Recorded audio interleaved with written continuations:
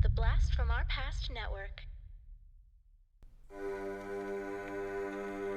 Lock your doors, close your windows, turn out your lights, for chills and thrills await you.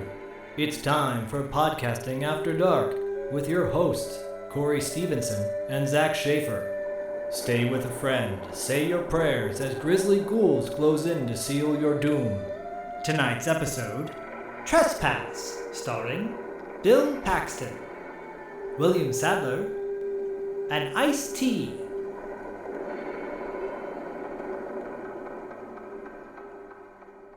What's up, everybody, and welcome to Podcasting After Dark. I'm one half of the Pad team, Corey, a.k.a. Sleazy C. Joined with me, as always, my brother from another mother. And, buddy, this week we have a Patreon pick. Brian is giving us Trespass. Did you just call it Trespass? Trespass. You're going to give us Trespass. Well, you know, I've been wanting to do a treasure hunting movie for a long time, and I was wondering if you'd pick a movie about two, good old boys from Arkansas. Good old boys. Who just happened to go on to St. Louis and get into some trouble with some hip-hop happening dudes. That is a wild William Sadler. It's not William Sadler or Bill Paxton. I don't know what it is. Cooter. It's Cooter. It is Cooter and Enos. Enos and Cooter. Woo! Crazy Cooter coming at you sideways. Oh, Come man. on. Oh, I would love to rewatch Dukes of Hazzard one of these days, but who's got the time? Zach, do you have the time for Trespass? When was the last time you watched it? I saw this movie in the theater. Whoa! Did your mom take you?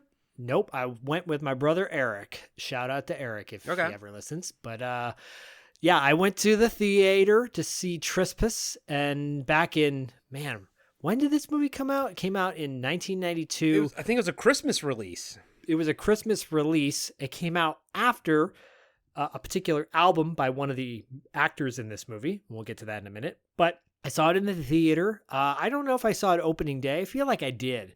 And, y'all know how big of a fan I am of Walter Hill. Hell yeah. Of course, he directed this movie. And some of the alumni that are in this film, I believe at least three of the actors in this film are alumni of Walter Hill films. It was the first Walter Hill movie that had come out in some time. And I was excited. I love Bill Paxton. Probably one of my favorite actors. And wanted to see William Sanderson in a William Sadler? Wanted to see William Sadler in a heroic role.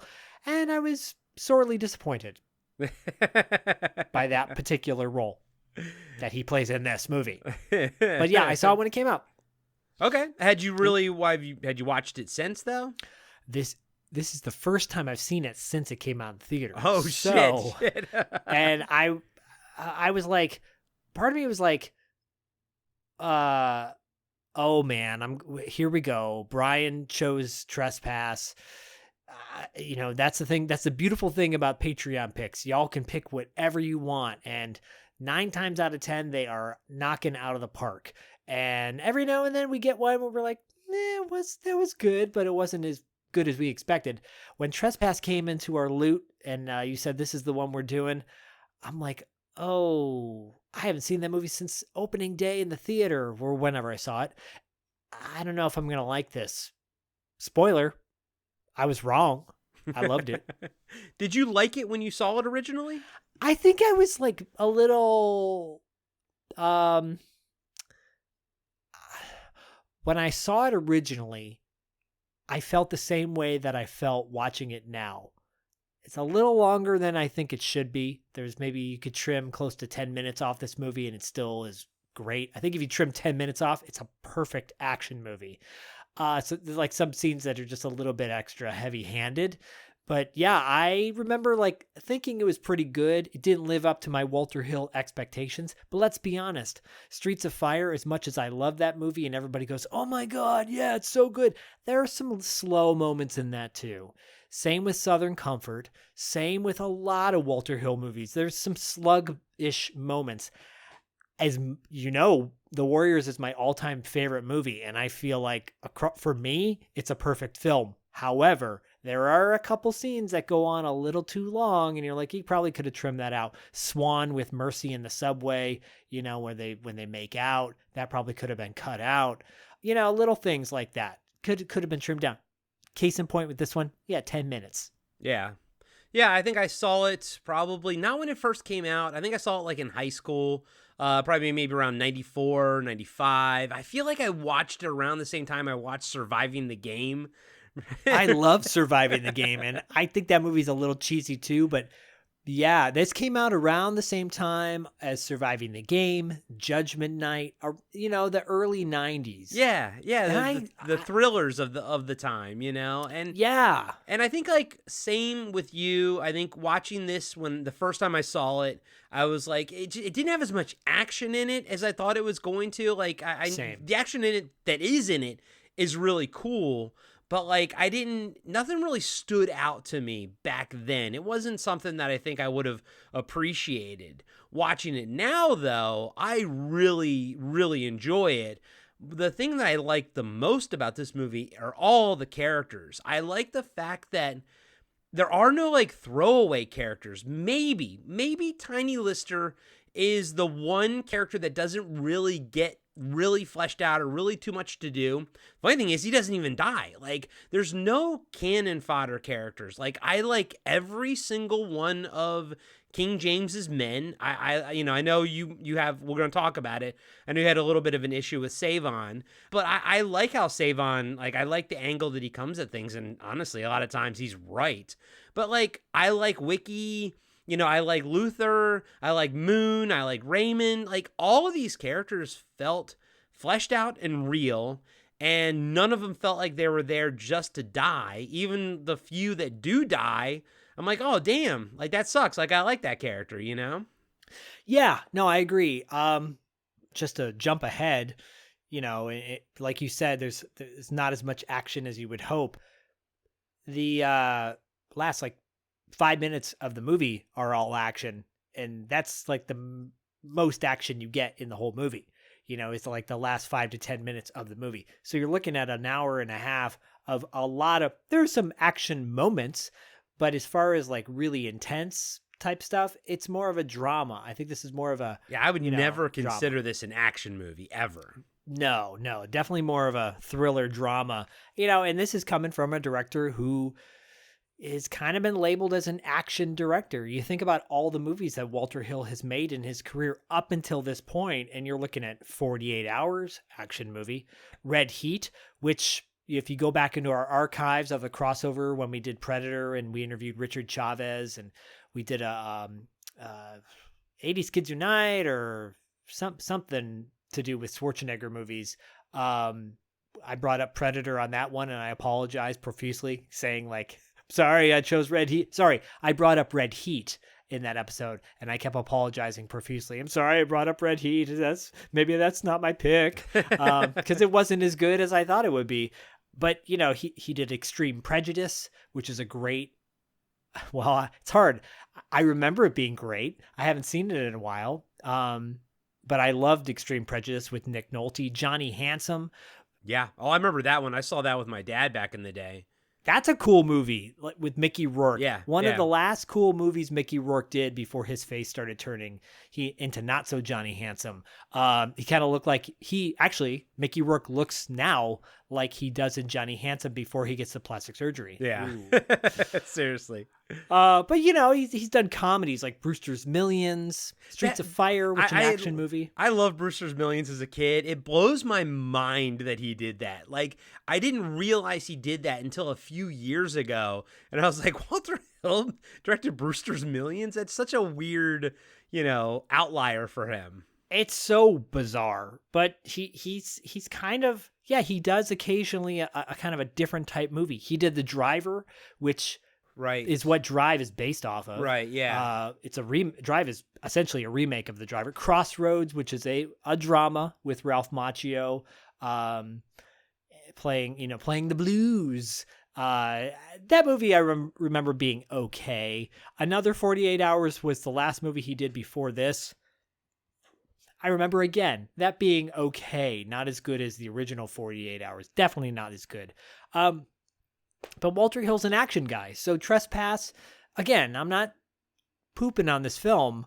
I'm just saying, like you and I both call out, it's not an action movie. It's more of like a drama thriller. Yeah. Yeah, which is, it's fine, like, just don't bill it as an action movie. But as a drama thriller, it works perfectly. And, we talk about it all the time. It's like these kind of movies, sadly, like, don't make it to the theater anymore. And I just, I kind of miss the day of the thriller back in the day, and a lot of times I think about thrillers now and I think more of like a little bit more the sexual ones, like Hand the Rocks to Cradle or something like that.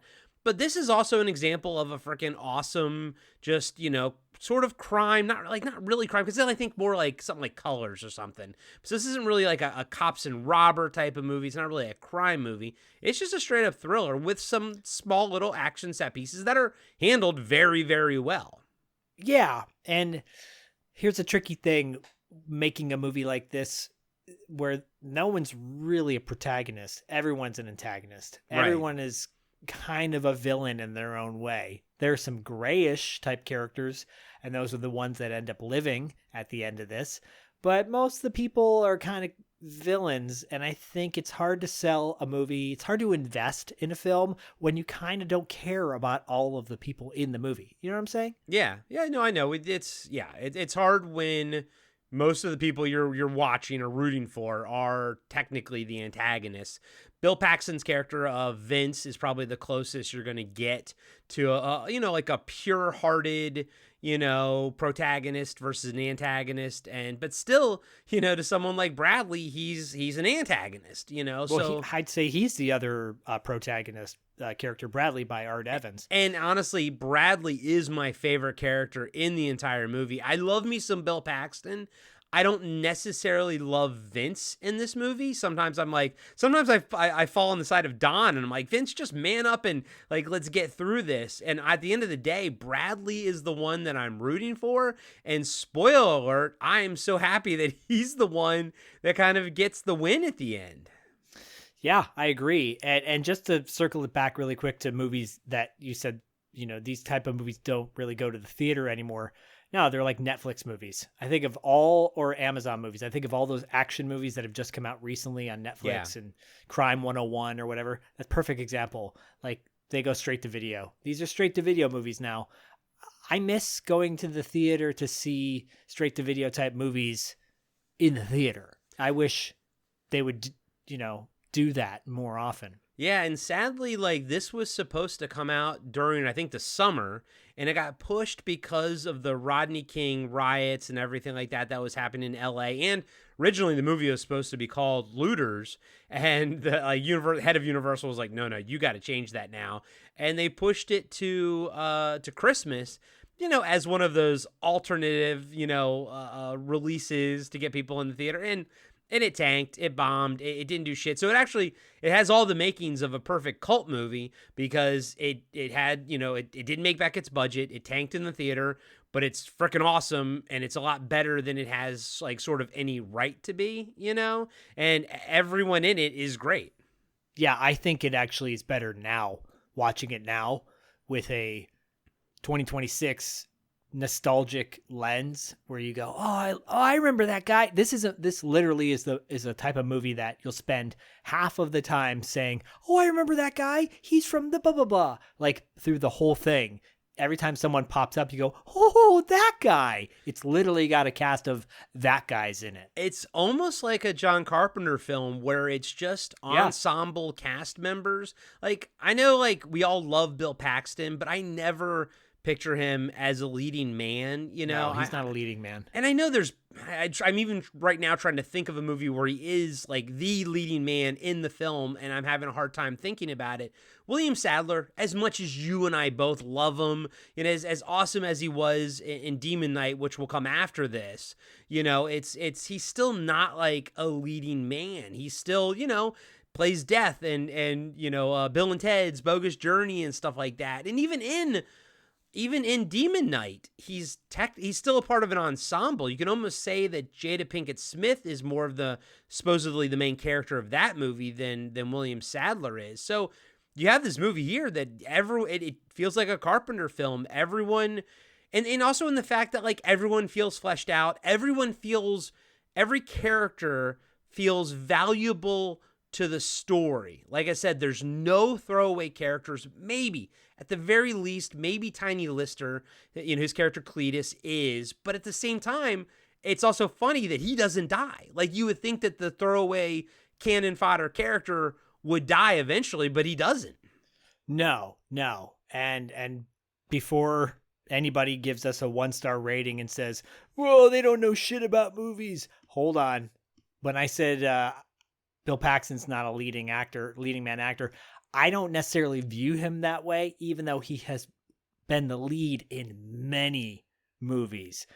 Twisters for one example. But also, no, even in that, it's him and what's her name, and you're also going to see Twister for the special effects back in the day, like what I mean. Yeah, but I mean, One False Move, he's great in that. Who the fuck remembers that though? You know what I mean? Like that's the point. Like who the hell remembers that movie? No, I know what you're saying. I'm just saying, like, for those people out there that are like, he has been a leading man. If you're that person, he has been that leading man. However, what we're saying is, as far as like carrying a movie, especially in the 90s, think about that. 90s action movies, which is how this was kind of marketed back in the day. Think about a Kurt Russell, or you think about Steven Seagal and Jean-Claude Van Damme, action heroes back in the Bill Paxton's not like they're on the poster. Like they're on the poster. Twister, it's the tornadoes on the poster. Now, all that being said, Zach, probably my favorite Bill Paxton movie outside of Aliens is Frailty. He directed that, and but again, that's also like him and like Matthew McConaughey is in it. Like it's another ensemble cast. Technically, it's not even Bill Paxton on the cover. It's Matthew McConaughey. But Frailty is probably my favorite Bill Paxton movie outside of Aliens. Oh yeah, I mean he's great in that. I highly recommend One False Move, by the way, and A Simple Plan, which Sam Raimi directed. Yeah. But this movie, this is definitely an ensemble cast. It's not a bunch of, and this was also a time in the 90s when people would go to movies based on one leading actor in a film, and this is a film where you got a group of guys that, on paper nowadays, you say Bill Paxton, William Sadler, Ice-T, Ice Cube, and people go, what movie is that? Yeah. You say that now, people shit. Back then, maybe Ice Cube and Ice-T were pretty hot back then. Ice Cube literally just released an album the month before this movie came out, so he was on fire. It was called Predator. It's, in my opinion, it's my favorite Ice Cube album. It's got the Today Was a Good Day. Yeah. It's got that song on it, amongst other great ditties. But that song is a banger and a classic. So you would think people would flock to the theater because of Ice-T and Ice Cube. But I think people got turned off because they're like, oh, this isn't the movie I expected it would be. Right, yeah. And then, you also have him coming off of Boys in the Hood and everything. But Friday is still a few years away. And for me, that's probably my favorite Ice Cube movie. I love me some Friday. It's so fucking good. But we also got Ice-T, he's coming off of New Jack City at this point, the year prior. So he's pretty hot in that regard. But again, I feel like New Jack City and I know they were big at the time, but I feel like New Jack City and Boys in the Hood have gotten more like built up acclaim over the years, like because they both hold up well, and I think more and more people keep finding those movies and everything. Don't get me wrong, I get that they made big splashes at the time, but kind of going back to your statement of like this is a killer cast when you look at it from a 2026 perspective versus a 1992 perspective. Yeah, and probably I think Ice Cube and Ice-T were the biggest names out of this cast, but yeah, Ice-T was just in, man, New Jack City is great. Oh, hell yeah. Yeah. I mean, that movie rules. That is a crime thriller right there. Put that with King of New York back to back, and you've got yourself a nice gangster double header. But yeah, I mean, this cast is ridiculous. Like and it's not just those big names, but it's all of the other supporting actors that are in this film are equally as good. I mean, should we just get into the cast right now? Yeah, let's just keep it going because I mean, yeah, we've got a million to talk about. Honestly, everyone is worth mentioning in here. Yeah, Art Evans. I think people will recognize him mostly from Die Hard 2, but he was also the detective in Fright Night, who he's going, I'll lock your ass. Lock your ass up forever, or something like that. When Charlie's trying to convince him that Jerry Dandridge is a vampire. I love Art Evans. He's also in Tough Turf. He plays a security guard in that at the school. Yep. He's great. You've got Devereaux White, who plays Lucky. I think most people recognize him from Die Hard 1. Argyle, baby. Yeah. I mean, so you got Die Hard 1 and Die Hard 2 covered. Yep. But he's had a pretty prolific career. Oh, yeah. Bruce Young plays Raymond. Oh, it's my second favorite character in the movie. He's great. He's so good, but I think people mostly would remember him from The Color of Money. He's so good in that. He's a really imposing dude. He's a big guy. Yeah. Like, that guy looks like he's 6'4". I love him. I think he's a great actor. Yeah, his character's fantastic. He sure is. Now this guy literally has like a walk-on role. He's in and then he's out, but he's a kind of a big deal. Glenn Plummer is a really talented actor. He would star, I think, the same year in a movie called South Central, which is kind of like a lower budget version of Boys in the Hood. It came out, it's that same genre. Boys in the Hood, Menace to Society. He's phenomenal in that film. But he's in a movie that I brought up before, and I'll bring it up again. It's called Pastime, and it came out in 1990. What was it? It came out in 1990 before this. It is so good. If you love baseball, you will love Pastime. But he's had a really great career. He's been in a lot of different movies from big budget to low budget. Anyways, Glenn Plummer is awesome. Yeah, no, totally. He plays Luther, who claims to be a sharpshooter, but he actually might not be. Yeah, he ends up having the biggest kind of moment in this. Yeah, pivotal. Pivotal. Let's save one person for the last, because it's a character that we both like and an actor that we both like, but we're gonna save him for the last. Okay, gotcha. Okay, and sometimes we don't talk about said characters if they don't have a IMDb photo, but this one is an exception. T.E. Russell plays maybe the annoying character in the movie. Video. He videotapes everything with a camcorder. Remember those days, everyone? Remember those days when you had to hold up an actual camcorder, not your phone, to record things? This dude's been in like movies that I'm always talking about. Toy Soldiers. I may not have mentioned it on Podcasting After Dark, but he's got Keith Coogan, Sean Astin, Will Wheaton. That is a really fun. Louis Gossett Jr.'s in that too. Fun, like 90s action movie. Isn't there a scene, and I feel like I always get it confused with the Child's Play 3 because they were in, military school as well. Yeah. Which movie has a scene where somebody jumps on a grenade and gets blown up to save like their friends? Was that Toy Soldiers or was that Child's Play 3? I honestly, maybe it was Toy Soldiers. I don't remember. I feel like it was Toy Soldiers because I did see that with my dad. I think, we rented it or whatever. And I got kind of like freaked out a little bit by it because kids get killed in it, right? Kids get killed. And it was a big disappointment because Martika's song Toy Soldiers is not in that. I love that song, by the way. Like that should have been in the movie. Anyways. Of course. But he is in a movie that I love that will come to $2 late fee later on this year called Gladiator. Mm-hmm. Not the movie with Russell Crowe. No. It came out in 1992. It's a boxing movie. I've talked about it before. Yeah, love that movie. This is one with James Marshall in it, yeah. Yes. Tiny Lister, Tom Lister, who plays Cletus. Speaking of Friday, you love him in Friday. Of course. I love him in No Holds Barred, the... terrible Hulk Hogan movie. Yeah.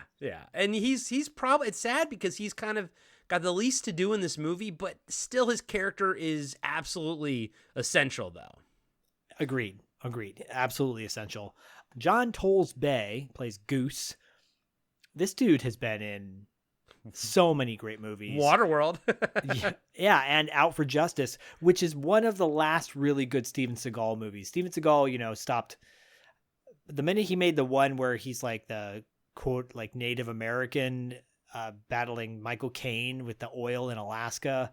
I forget which one that was, but man, I was like, Steven Seagal movies went downhill after that. like On Deadly Ground or something. That's what like it was. that. Yeah. I saw that one in the theater, and then he's got like this like 10-minute speech at the end of it or something like that. It was so lame. You can tell Steven Seagal's movies are going bad because his face gets bigger and bigger on the poster, and you see less of his body because he's getting so overweight. Another two exceptions we're going to make for people who don't have IMDb photos, because this guy, Tico Wells, has a small role in this film. He plays Davis. Tico Wells has been in a bunch of great movies, but one movie I absolutely love him in that I may talk about later on in the year is called The Five Heartbeats. I mentioned it before. Right. If you've never seen The Five Heartbeats, written and directed by Robert Townsend, it's fantastic. And if you like soulful music, it's got all that. Yeah, and he was also in The Relic and Universal Soldier. I think he was like one of the not orderlies, like one of the nurses or doctors that worked on them or something like that. Yeah, he's like one of the scientists, I think. Yeah, one of the scientists that kind of worked on him. But he's also in The Relic, which is a movie that Zach and the next time we have an open slot that's not a Patreon pick, we're covering The Relic. Oh, no doubt about it. Absolutely. And I do want to really call out, he's got a small role in it. James Pickens Jr., he plays a police officer for like 5 minutes in the movie, but like you'll totally recognize him. But he's been on like Grey's Anatomy for like fucking like 20 years, man. He's been on it for like 20 fucking years. That dude's been on it forever. Yeah, but he's also a menace to society and stuff like that. And you see him, you'll totally fucking recognize him, He was on the X-Files for a long time too. Yeah. Yeah. I will call out this other guy because it's important. He is in the movie for literally a flash, but he's a pivotal character. Hal Landon Jr. He's an alum of PAD because he was in prison. He's the inmate who gets his face covered in he's the prison guard who gets strapped to the chair with all the barbed wire around his body. Oh shit! Yeah, he plays Eugene, right? At the beginning, yes. Eugene. Yeah, but Zach, who's our favorite character in the whole movie? This guy's favorite. He's my favorite character because he's so low key, as the kids like to say. He's so cool. He's just so cool. Stoney Jackson plays Wicked, even though they call him Wicket or whatever. No, so the entire movie, I had to go and do a find replace on my document because IMDb lists him as Wicked, but he goes by Wiki for the entire film. And it's funny because I watched and we're going to talk about the writers and everything. I watched the interview on the Blu-ray, the Shout Select Blu-ray with the writer. And, as he's talking, they just show the script behind him and stuff like that. And I noticed that even in the script, they call him Wiki. So I'm like, why the fuck does IMDb call him Wicked? Because sometimes IMDb sucks. It does. So anyways, Stoney Jackson as Wiki. It sucks because he kind of doesn't go out strong, but he has a strong presence throughout the entire film as almost like, Ice-T's name is King James in this. He's almost like King James's like bagman, like sort of his right-hand man type of thing. But he's so much fun every time he's on screen. I love him. But I know, Zach, you're a huge fan. Where do you know Stoney Jackson from? Well, I interviewed him, Dustin and I did, on $2 late fee, and it's actually one of my favorite interviews because he tells so many great stories. If you're interested, go check out that interview on $2 late fee's YouTube channel. It's been up there for quite some time, but if you just type in Stoney Jackson $2 late fee, it'll pop up. Streets of Fire, and I think a lot of people will know him from Angels in the Outfield, and he was on 227 for a while.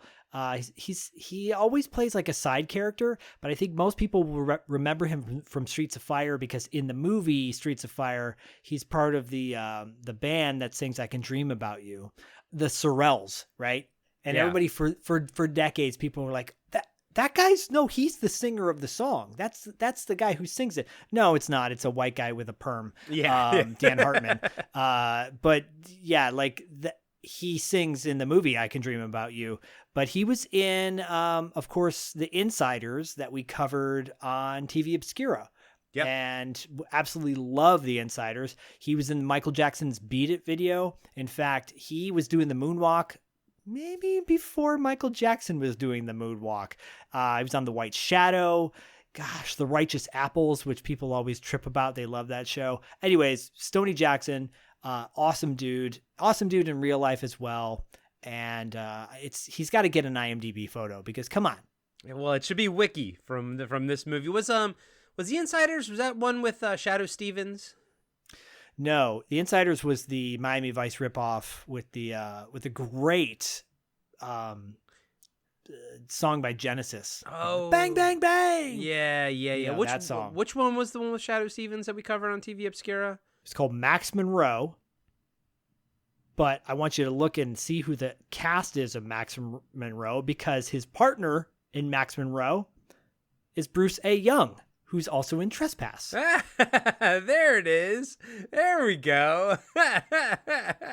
That's where I was trying to remember him from. Dang, yeah, this cast is so interweaved and connected. There you go. Yeah, wow. Yes. So Holy Max Monroe, shit. Loose Cannon. I love that show. Diallo, I don't think likes that show. Well, they made it 6 episodes, so you know. Hey, that show rules. It had a opening song by Yellow. Yeah. Oh yeah, guys. That Anyways, was a good one. But yeah, well, The Insider, god damn it, The Insiders. I'm still trying to remember that one, but because Stoney is like, you know, he's partnered with an investigative reporter, and they solve crimes, and I think that only lasted for like 8 episodes or something. But the investigative reporter that he's like with is also a white dude, right? Yeah, it's total. It's ABC TV's version of NBC's Miami Vice. Oh, I'm looking it up now. Oh yeah, that skinny white guy that almost looks like Mark Patton from Nightmare on Elm Street Part 2. He kind of has that like Frosted Tips sort of vibe. And Stoney Jackson like has his perm or whatever. Stoney looks great. Yeah, in he that. looks And awesome. He's awesome in that. That dude was in The Dead Zone. Nicholas Campbell. He's Canadian. Yeah. He was Anyways. the one. He was the main one in that. Yeah, he was also in Naked Lunch too. Yeah, The Insiders. That one didn't stick with me as much as the one with Shadow Stevens did, but I did like Stoney Jackson in that one though. I think because the only versions you can find of The Insiders are like rough cuts on YouTube. It's pretty really rough. hard to track down. If anyone knows how to track that down, let us know, please, because I really like that show and I want to get a hold of all the episodes. Anyways, let's talk about the writers / executive producers because they're kind of a big deal. They are kind of a big fucking deal. You have Bob Gale and Robert Zemeckis, the guys that gave us Back to the Future. Yeah. So why didn't this hit? So they wrote this in 1977, according to the interview with Bob Gale. They wrote this in 1977. They basically wanted to do the opposite of Deliverance, which is, you know, a bunch of city guys go into the country and, you know, shit happens. They wanted to do sort of country guys having to go into the city. And, you know, why are they doing that? And they're like, okay, Treasure, because they like the movie Treasure on the Sierra Madre. And they wanted sort of they also wanted to portray like the madness that the treasure hunt, you know, the idea of the treasure kind of puts this madness into your head and everything. Madness, I tell you. But it sat on the shelf forever, obviously, for almost 20 years, until apparently Walter Hill was a movie that he was working on fell through, I guess, around 90, 91. And he basically went to Universal and was like, hey, do you have anything? And they're like, oh, let's check. How about this? And he liked the script. He loved it. And, you know, Bob Gale, like, he punched it up a little bit to bring it up to modern times. And there's some things that changed. And Walter Hill kind of, you know, did his Walter Hill pass on it a little bit. But my understanding is what we're seeing on screen is pretty much the Robert Zemeckis and Bob Gale version of it, modernized from 1977 up to, you know, 1992. That makes a lot of sense. Because I like the Deliverance idea. I don't like the Treasure of Sierra Madre idea. Okay. I think this is a perfect example of when smart people are out of touch. You know what I'm saying? Sometimes, because you could make this. I should not say that. Look, they made the movie, and it's as good as it's got to be. But I don't know. Maybe make some of the gang members a little more likable. You know, because one of them in particular, Lucky, you like think at one point you're gonna have a lot of sympathy for him, but you kind of don't have any sympathy for him. Yeah, you know, kind of gets what's coming to him.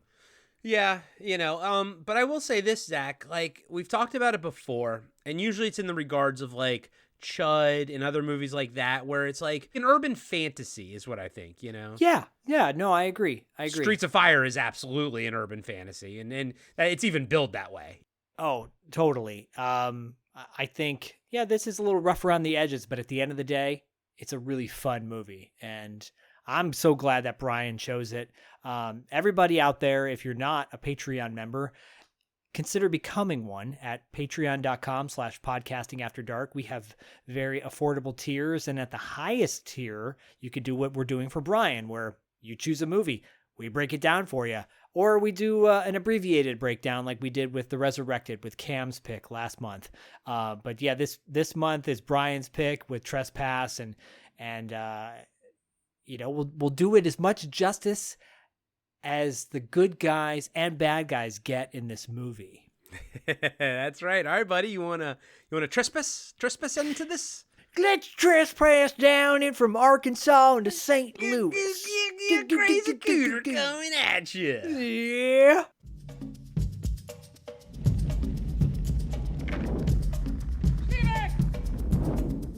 I think the old guy was confessing. You remember what he said? Who we stole from Christ? I hit it. It's gold, isn't it? Solid gold. I never told to take it. This, my friend, is a treasure map. To this desolate place, We're gonna find that gold, Vince. I can smell it. some come to take what is not theirs.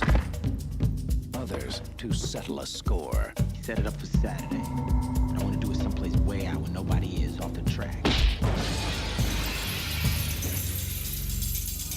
What the hell are you doing here? Nothing. I'm just here. In this world, when desperate men meet, We don't want no trouble. We just want my brother back. You come any closer, he's a dead man. loyalty is the first thing to die. You need to stop thinking with your trigger finger and use your brain. You're gonna get my brother killed. I'm thinking seriously, man. Somebody else needs to take over. And it's every man for himself. The police! No, listen, we don't need them. You're crazy. Now, if that loot is here, buddy, I want it. Now you want to know why they didn't signal the police? Because they found something. Bill Paxton, Damn it, Don, we're getting in awful deep. Ice-T, We're not playing anymore out here. We're past the point of no return. William Sadler, Truth is, Vince, I don't see any way we're gonna get out of here quiet.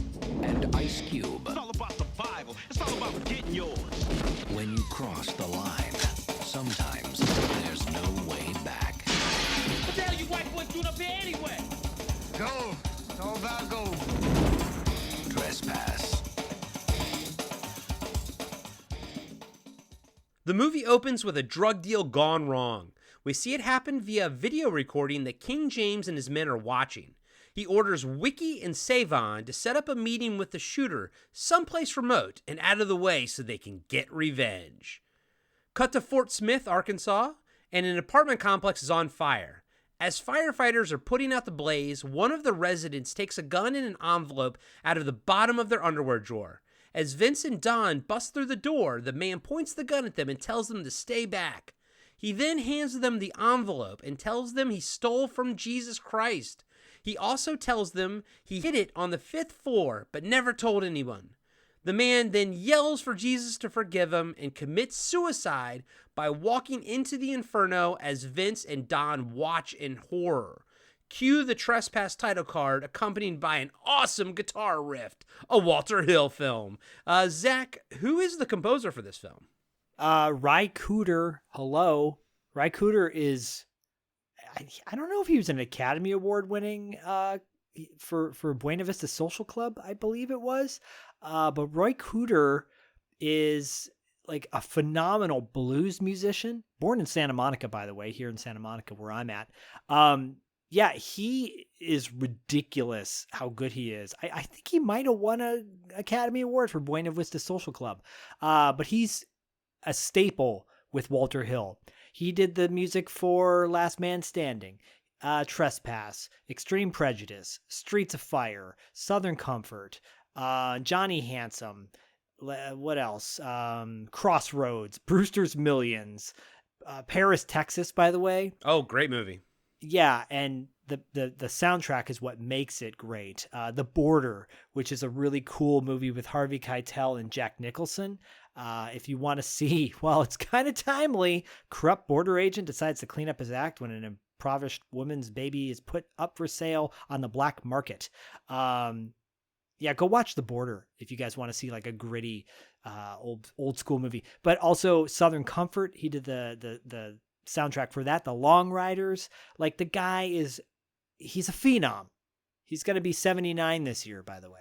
Yeah, and when we were talking about Walter Hill early on, I forgot to mention Last Man Standing. Fucking love that movie. I wish there was a better like Blu-ray version. Like I have it on a 2-pack with The Last Boy Scout. But one day I would like for us to cover Last Man Standing because that movie's fucking awesome. I think it's coming out down the pipe in a more proper way. I like feel Arrow Walter should Hill, put it out or something, you know? Yeah, and I feel like Walter Hill's getting more appreciation. I just want to point out, so you're talking about the homeboy setting himself on fire. Great torching, by the way. Like that's a great effect. It's so good. That's Hal Landon again, like we mentioned from prison. He also plays Ted's dad in Bill and Ted's Excellent Adventure. Yeah, that's right. That's right. One thing I noticed in this scene here and at the end, the pyrotechnics in this movie are fantastic. They're not like a little like a little bit of the wall is on fire. The whole place is engulfed in flames. It reminds me of something like out of Backdraft or something. I will say Walter Hill is so good with action set pieces. I mean, again, for those that are not aware, we have a whole section on our Patreon, patreon.com/podcastingafterdark, link in the show notes, for a tour de force where we focus on a director. We focused on John Carpenter, Don Coscarelli, and currently Bill Lustig. But Walter Hill may come down the pipe because, you know, he's so good at his action scenes. Yeah, before we started recording this, I was just looking at his IMDb, his directing IMDb, and I was like, yeah, he would make for a good auteur to go through because he has awesome movies that I freaking love and some that I want to see. And he's got a few Tales from the Crypt episodes, and that's where he did, I think, the very first Tales from the Crypt episode for HBO, and I think William Sadler was in that, and that's where they met and everything. So I think so. I could totally see us covering Walter Hill. Hell, I don't need an excuse to rewatch The Warriors, but I definitely, the way work is, I definitely could use an excuse to rewatch The Warriors. You know. Yeah, his movies are popcorn movies, you know. Like movies you want to sit down and really take in. And I will just shout out quickly his editor, Freeman Davies. He's someone that's worked with Walter Hill many times on like 48 Hours and Streets of Fire. He also worked on Logan's Run back in the day. And the cinematographer, I think these are all things that are worth noting because how beautiful this film looks. It's Lloyd Ahern.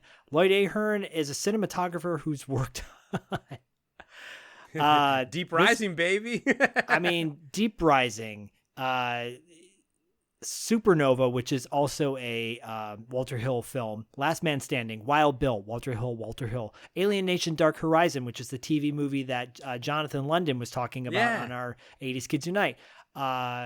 You know, Eddie Dodd, which is a great TV series with Treat Williams, which will come up on TV Obscura. Hooperman, by the way. Hooperman, he was baby. the DP on all of the 10 episodes of Hooperman.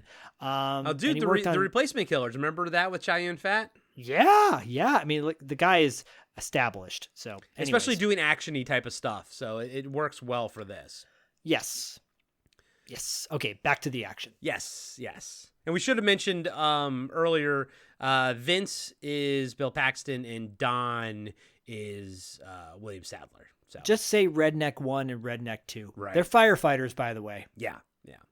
Later that night at the firehouse, Vince looks through the man's envelope and sees a newspaper clipping from 1940 about a Catholic church that was looted and vandalized.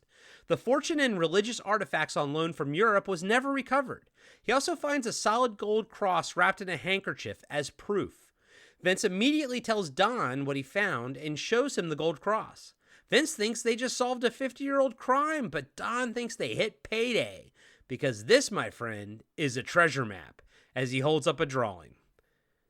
It's a great premise to start this film. Yeah, what a great setup, you know? I love treasure movies, you know? It's cliche at this point, but Indiana Jones are always fun. But I love like I like a game. You know, you mentioned surviving the game. I like movies that are a game. A treasure hunt is a game. Yeah, you know, you're right. if you think about it. Mm-hmm. And me too, buddy, because I am related to Robert Louis Stevenson, who wrote Treasure Island. Very distantly related, but I am related to him. My mind is blown right now. No, it's not. No, it's not, but that's pretty awesome. Cut to Don. Well, I'm related to Schaefer. No, I'm not. Never mind. Cut to Don and Vince talking at a bar. Don wants to use their weekend off to go to the closed down factory that the old man worked at and take a look around with his metal detector. Vince wants to report the crime, but is easily persuaded to join Don on the treasure hunt. Well, I mean, they probably already collected on the insurance anyhow. Like, the movie gets sort of right to it. It tries to make Vince, Bill Paxton's character, you know, not the voice of reason, but, well, I guess the voice of reason, right? Although I would say it's a bit more reasonable to be Don in this day and age. I would go for the money. But he's supposed to be the moral center of the two, but he's pretty easily convinced to go along with things. Yeah, because money does that. I mean, especially like back then, it's like millions of dollars worth. Like today, it'd be worth some. You know what they never try to figure out though is how they would fence that the gold though. Like how I'd melt it into gold bricks. Yeah, and then so you heard about the Louvre, the break-in at the Louvre, right? Where they sold. Well, I think they caught those guys before they melted it down, all the pieces that they stole, because they were saying, you know, if they melt this stuff down, if these thieves. It's a crazy break-in, everybody. It was straight like Ocean's 11 type of shit, you know? Yeah, and like this happened like last ago. year. Yeah, a year or two ago, something like that. It was awesome. Y'all should just look up the break-in at the Louvre story. But they were saying, the reporters were saying that, you know, they stole all this gold. And if they get the gold melted down, then they'll never catch them. So there you go. They pretty much spelled it out for you. If you melt the gold down into like bricks, then you can't be traced. Yeah, a lot of times with like heist movies and stuff, it's not about, you know, getting the thing. It's once you get the thing that is like the most valuable thing in the world. Like at the Louvre, it was like this famous crown, you know, that had all these gems on it. It's like once you get it, you can't sell it to anyone. You can't get rid of it. That's the problem because it's so well known. It's so unique. So yeah, you'd have to just melt the stuff down essentially. And these idiot firefighters aren't idiots, by the way. My dad's a firefighter, but these guys, these bumbling, they're not they're kind of bumbling. They wouldn't know what to do with it. No, yeah. Getting it's one thing. What to do with it next and fencing it, that's a whole different story. Cut to Don driving them in his pickup truck to East St. Louis, which I guess is about 200 miles away. You kind of find out later. They chat about their loved ones. Don is recently divorced, but things are going well with Vince and his girlfriend. Don reminds him that if they do find the treasure, to keep a low profile so the IRS doesn't find out. And that goes double for Vince's girlfriend. And that kind of reminds me of the part in Goodfellas remember when they pull off the big heist and everything and they get all that money, but then some of the members in the group start like buying fur coats for their wives, and they started being too flashy about it, and they had to take those guys. I'm thinking about that guy with the afro, you know what I'm talking about. Oh, the one that they had to put in the cooler, you know? Yeah, so good. But it reminds me of that, this like little thing that Don says. He's like, we got to keep a low profile if we do this. Yeah. No, it's classic. And it makes you believe watching it like, oh, they're going to pull this off because that's going to be the second half of this movie. Right. Not really. It goes the Goodfellas route. Right. The two arrive at the abandoned factory and consult the map to narrow down which building they think it is. Don parks his truck out of sight. The two grab their gear, which includes Don's pistol, and head inside via the basement. Vince talks about how much he loved exploring abandoned buildings as a kid. He always wanted to find a treasure or a dead body and get his name in the paper, which is, of course, solid foreshadowing. Corey Stevenson, solid foreshadower. Solid Shadow Stevens. As they make their way through the factory, they stumble upon a body hanging in one of the rooms. It seems to have been there for a while since the rats already chewed off its face. I gotta say, I like the fact that you actually don't see it. You only see their reaction. Makes it actually a little bit freakier. Yeah, classic Hitchcock. Less is more. Yep. Nothing you show us will ever be worse than what's in our imagination. Right. At least one of Vince's childhood wishes has already come true on this expedition.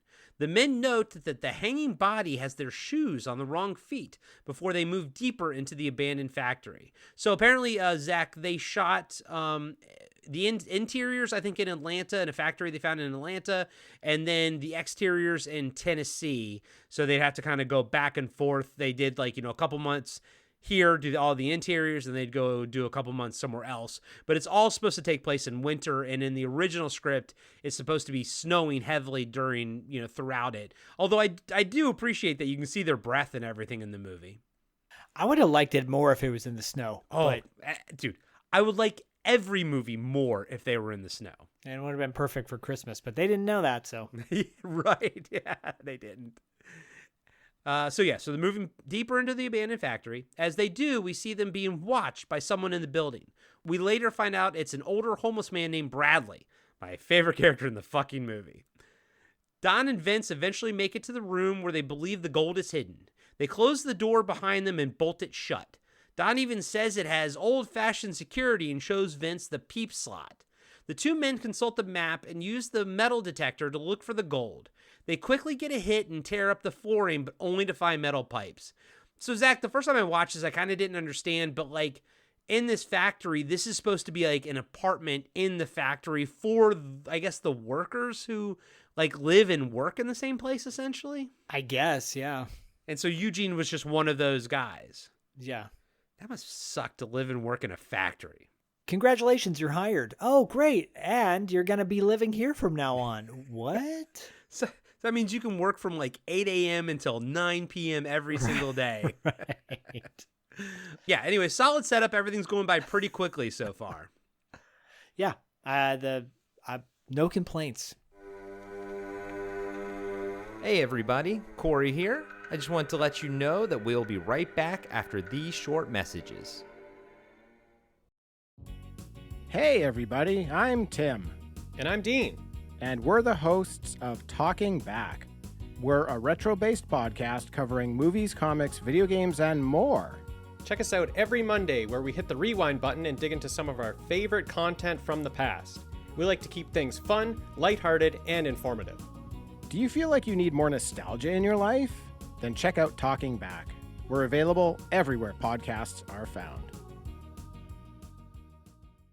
Hey everybody, Corey here. And it's me, Zach. We wanted to tell you about our new show called The Coscarelli Factor. You can find it on our Patreon at patreon.com/podcastingafterdark.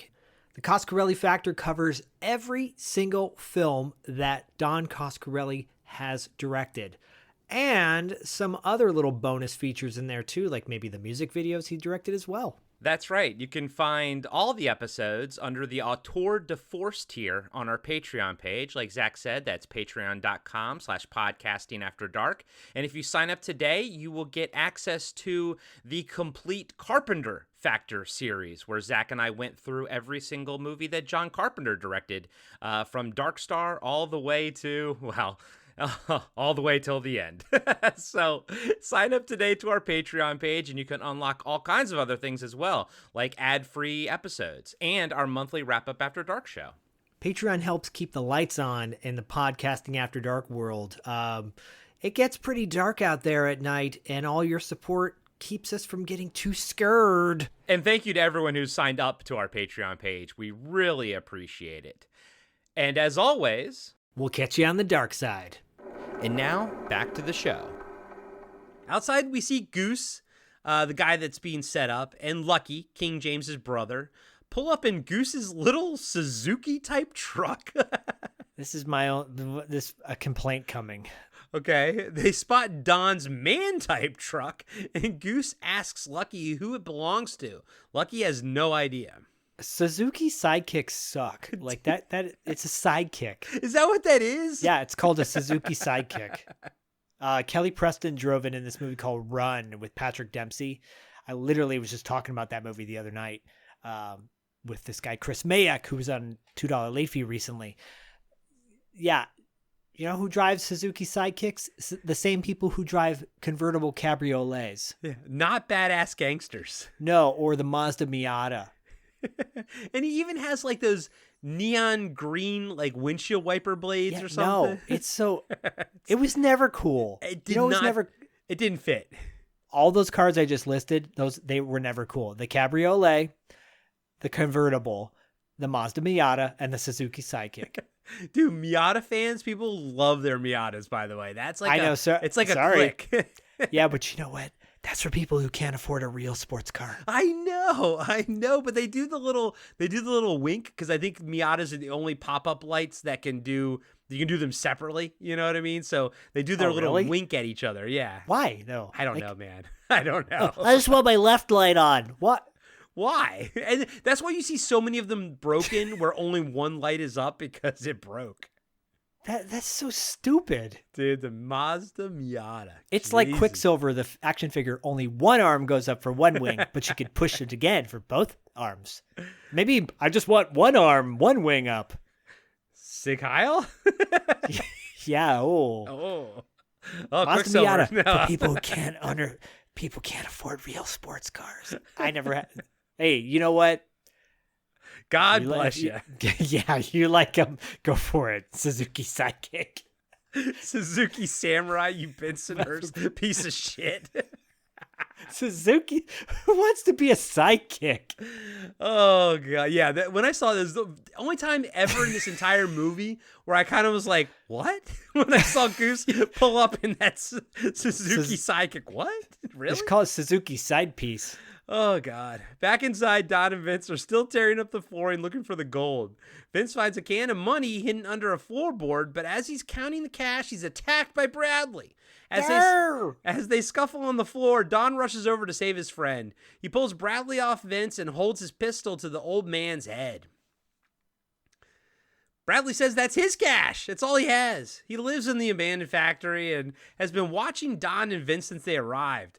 Don decides to tie Bradley to a chair to keep him from running to the cops. Vince says he thought they agreed that if they found anyone, they cut them in on the loot, but Don shuts that shit down.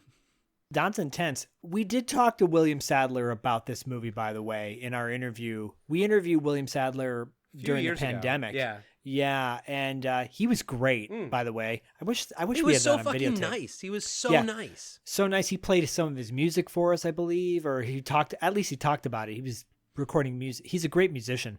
But he told a story that will come up later on in this breakdown because something happened to Bill Paxton and scared the crap out of him. Yeah. Now you listen to me, Vince. I got mortgage payments on a house I just got kicked out of, plus my own rent money, which they jack up on me, plus my fucking taxes that get higher every fucking year just so that guys like him can keep eating without doing any work. Now, if that loot is here, buddy, I want it, and I'm not going to share it with some old bum. Sounds like a Republican to me. Hey, you should be thankful for what you have. Just forget about everything else. Just be thankful. Yeah, I'm sorry if I believe that like no one should be homeless in this world. I'm sorry if I believe that no one should go without food or anything like that. So yeah, and I'm sorry if no one believes that you should be held accountable for your actions. So sorry, I just kind of believe in those sort of things. taking care of people that need it and being held accountable for your actions. So Exactly. Vince tells Bradley that he promises that nobody's going to hurt him. Bradley gives him shit for messing up the floor.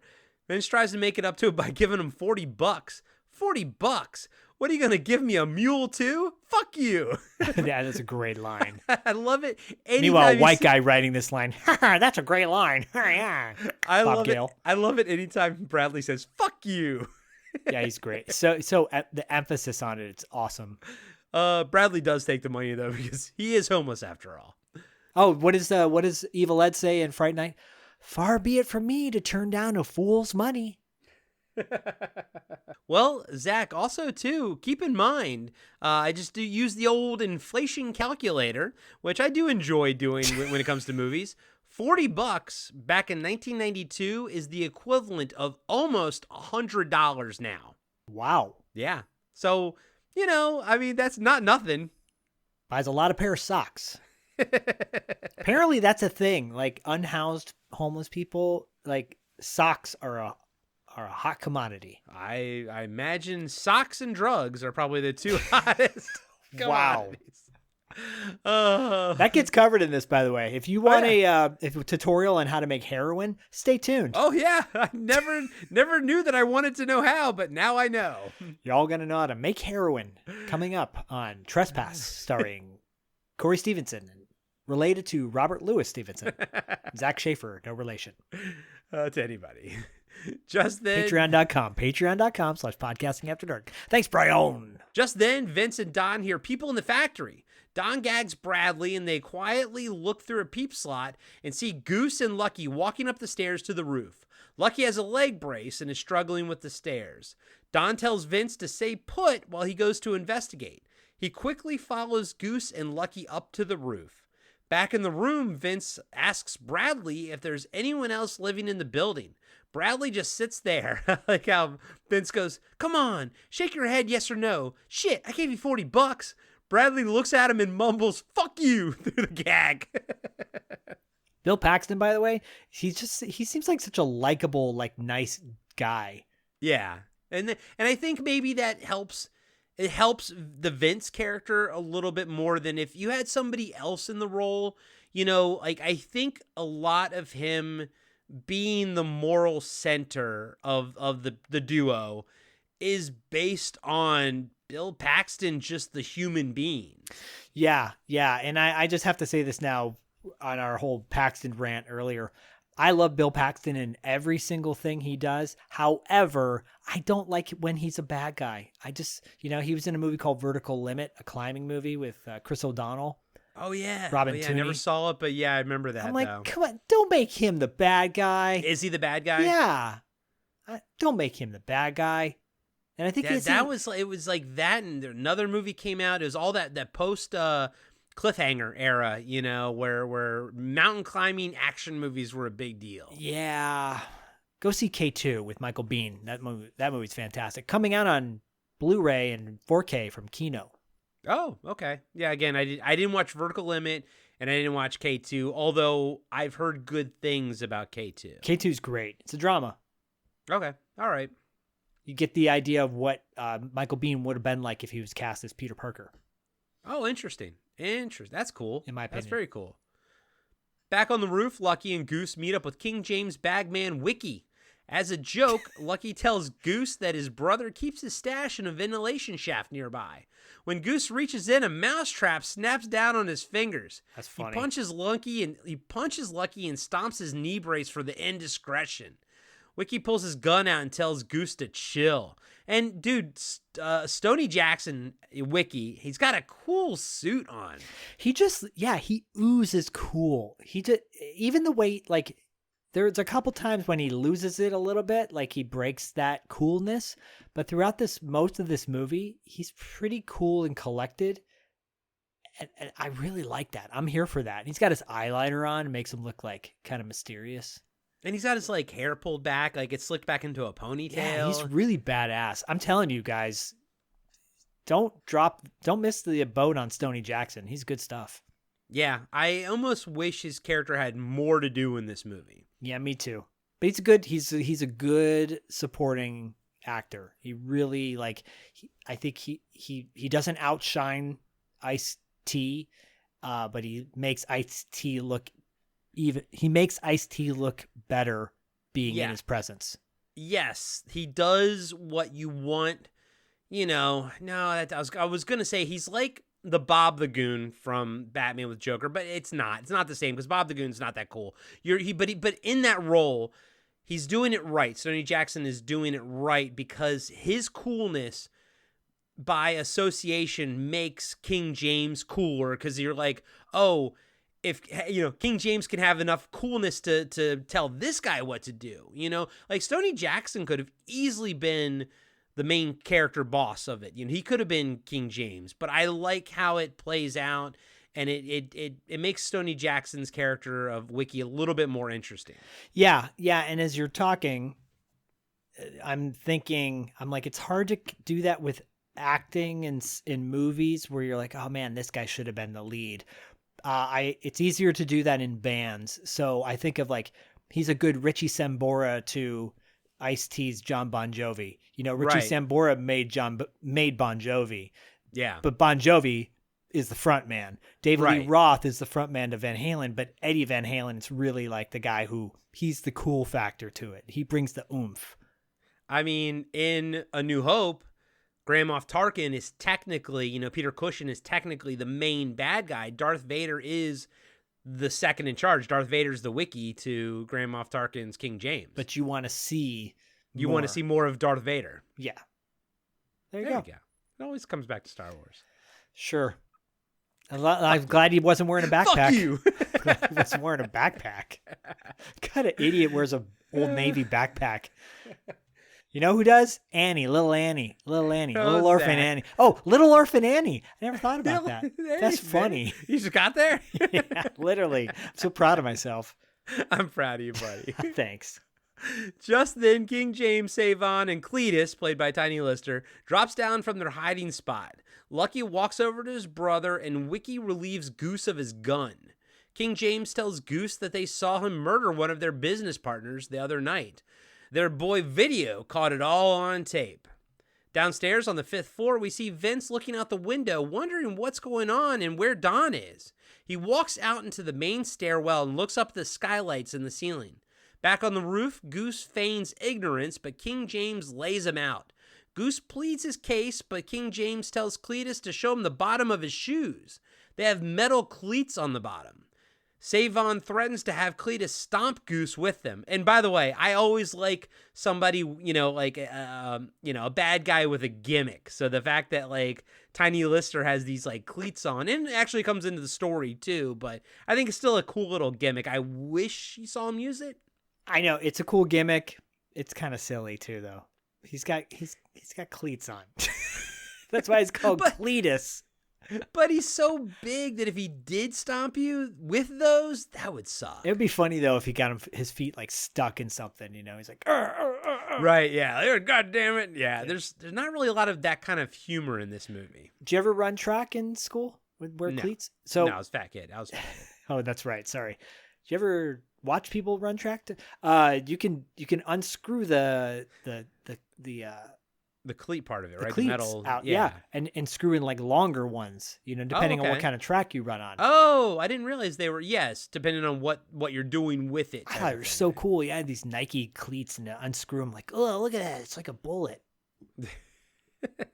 But yes, Zach, it was not lost on me that his name's Cletus and he has cleats. I'm not going to say that I just figured that out a minute ago, but just figured that out a minute ago. Just like little orphan Annie. Yeah, that's great. That's good. Oh, God. When Video gets in Goose's face with his camera, Goose punches him. This causes King James to punch Goose. Cut to Vince in the stairwell looking up as Goose falls through the skylight, breaks his back on a metal banister, then keeps on going and lands on a car below. Bro, this stunt, you mentioned it earlier. Walter Hill's stunt work in all of his movies are fucking amazing. This is fantastic. I'm guessing it's a fake body or whatever that lands on the metal pole, the railing, but it's so good. They could have just had Goose falls straight to the car, but he does this bounce maneuver is just awesome, dude. Yeah, there is a plethora of great stunts in this, and that is probably one of my favorites out of all of them. And I was looking up the stunt team that if anybody stood out. No one stands out to me in this, but hats off to the stunt people. Yeah, a lot of times IMDb makes it kind of hard to find like you want to find who the main effects person is of the movie, and you got to figure out if they're listed under special effects or if they're listed under, makeup.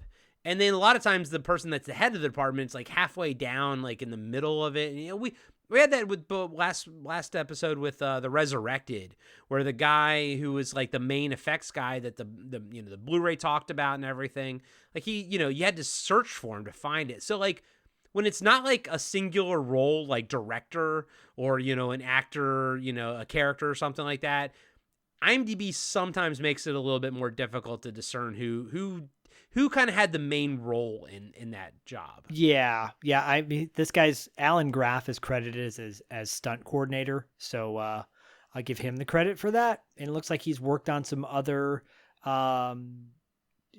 Walter Hill projects, including Johnny Handsome, Lockup, Tango and Cash. Worked with Stallone a few times. Roadhouse, They Live, License to Drive, Red Heat, Action Jackson, like RoboCop. Robert Cop. Robert Cop. Real Men. I always shout out that movie. Yeah, Real Men. Yeah. He was a stunt double for John Goodman in Raising Arizona. So he's worked with Stallone quite a few times. And Walter Hill. Oh, he was a stunt guy for Real Genius, too. That's cool. Anyways, yeah. I remember I posted about Real Men like years ago on our Patreon page. No, I'm sorry, on our Instagram page. And actually, Jim Belushi actually said something like "enjoy" and put a little popcorn next to it because I tagged him in it, and he actually responded. I was like, "That's really cool." Yeah.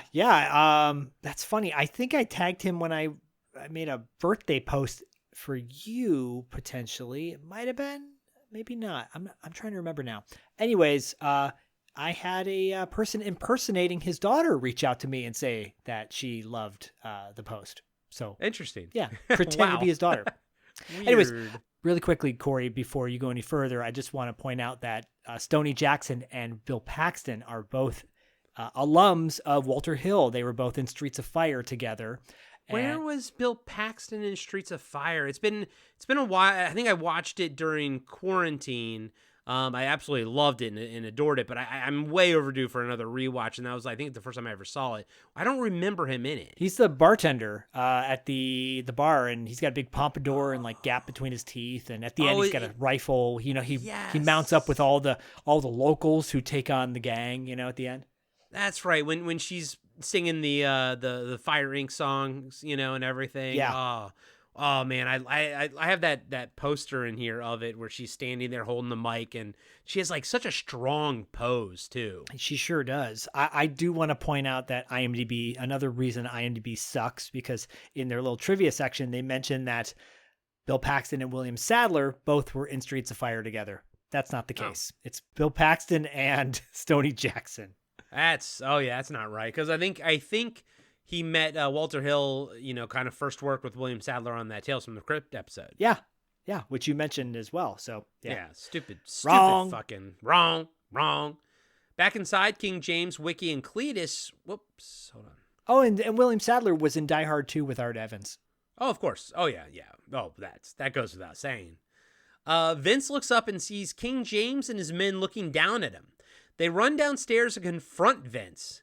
Savon pats him down and asks what he's doing there. Vince, scared shitless, says he doesn't want any trouble, but King James isn't going to let him go. Just then, Don drops down and holds a gun to Lucky's head. He tells everyone to back off or he'll kill him. Don, Vince, and Lucky make it to the room and lock the door. As Savon and the rest of the men shoot at the door, King James yells for them to stop or they'll hit Lucky. Don tells Vince to go for the fire escape while he holds on to Lucky. Outside the door, King James tells Savon to go watch the fire escape to make sure they don't get out. Vince gets the window open and jumps out on the fire escape, only to jump back into the room when Savon shoots at him. So, Zach, things are getting to a head right now. Is there anything that Vince could have said would have got him out of that situation besides Don saving his ass? No, with his goofy ass look when he originally looks up when the body falls. Gay! No, dude, you don't. What are you doing? He's a moron, and he puts himself in a moronic position. He's a good old boy with a kind heart. He's a moron. He's messing with dudes. He's messing with shit that he's not equipped to deal with. Yeah, you don't go into areas that you're not familiar with, and when you see turf like this with a gang there, you get your ass out. Keep your mouth shut and leave. Leave. Yeah. Goodbye. And you know this from growing up on the rough streets of Detroit. Yes. Or being jumped in San Jose by a Vietnamese gang. Like literally. And you just leave. And I've been around people who either give goofy looks or say stupid shit. And I did neither. I don't think I did. Anyways, yeah. Good times, Morongo.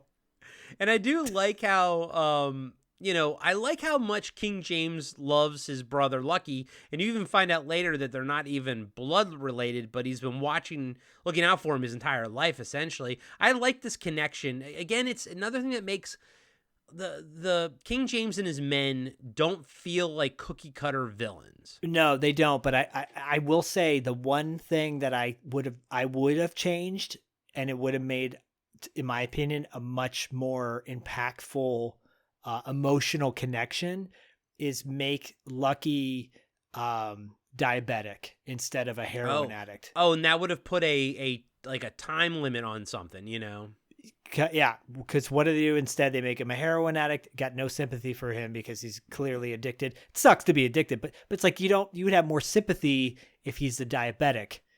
You're gonna get to that in a minute, though. Yeah, no, but then King James could be like, yo, he needs his he needs his insulin. He needs his insulin and shit like that. Yeah, that I actually really like that. It would have added some a different kind of drama to it, and probably a more thoughtful drama. It does kind of turn into, like, with him being a heroin addict, maybe that's realistic, but at the same time, it's kind of cliche. It's cliche, and then like let's say he has the insulin, right? And he drops the insulin and it breaks. And then suddenly, like, as he's trying to give it to him, and then he feels really bad. So he doesn't intentionally try to kill him, but he accidentally does. And that's how he dies versus getting shot by Glenn. I know I'm jumping ahead a little bit, but still, I think that's more impactful. The way he gets killed and you're like, okay, well, that's it. Yeah. It's a little, the emotional beat is lost. Yeah, no, I'm with you. I didn't think about that, but I actually like that a lot better, making him a diabetic. He's got the beatus, as Wilford Brimley would say. Got the beats. Back inside, King James, Wiki, and Cletus try to sneak up to the door, but are given away when King James's mobile phone rings. So, like, it's so funny. I'm watching this. So he's got a mobile phone. This is 1992. So, it shows that he's got money because he's got this mobile phone. And it goes off because, at that point, mobile phones aren't a thing that we're all used to. Zach, you know as well as I do, we've both had our mobile phones on, not on silent, but on like vibrate for probably the past 8 years straight. No one has their ringer on anymore. Not now, but back then it was such a status symbol to have a cool cell phone. Like, you want everyone to know that you got one. Yeah. Yeah. Now, and his fucks him. And it's funny how his fucks him though. Yeah. Yeah. Side note, part 2, Ice-T he looks really cool. Yeah, with his suit and everything, and his hat on and whatnot. Yeah, and he's a really good actor. I'm not a huge fan of Ice Cube as an actor. I'll just say that right now. Just one of the things that kind of took me out of this movie a little bit was his acting. But Ice-T is a great actor. Like, it's no wonder that has pretty much become his primary job. Like, he's so good. He's just, he delivers his lines really well. I watched on the Shout Select Blu-ray. They interviewed the producer. He, like 15-minute interview, kind of, actually all the interviews are about 15 minutes. William Sadler did one. Bob Gale had one. And I think like a 15-minute interview is kind of perfect, you know? And but the producer here, he was talking about like, okay, the studio wanted them to pick Ice-T and Ice Cube for these roles, and he's like, that's great. I probably would have done it anyways because they were kind of like popping at that moment.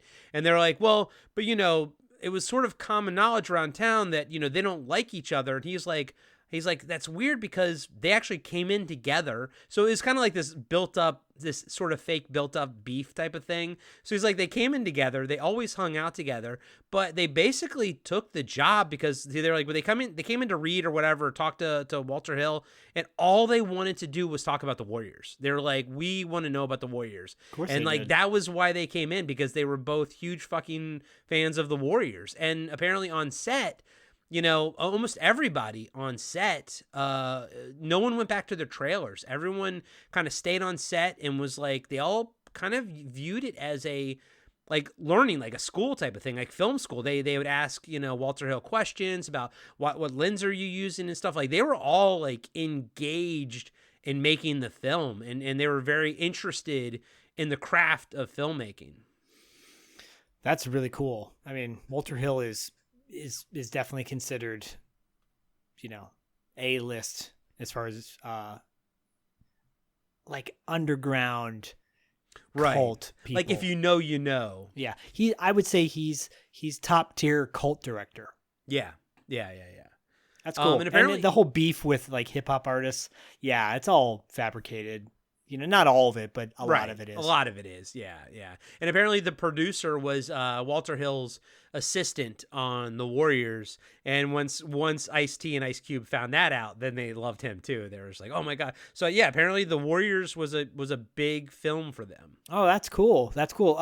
Fun little fact, later on this year, there's an actor named Rob Ryder, who was one of the Furies in The Warriors.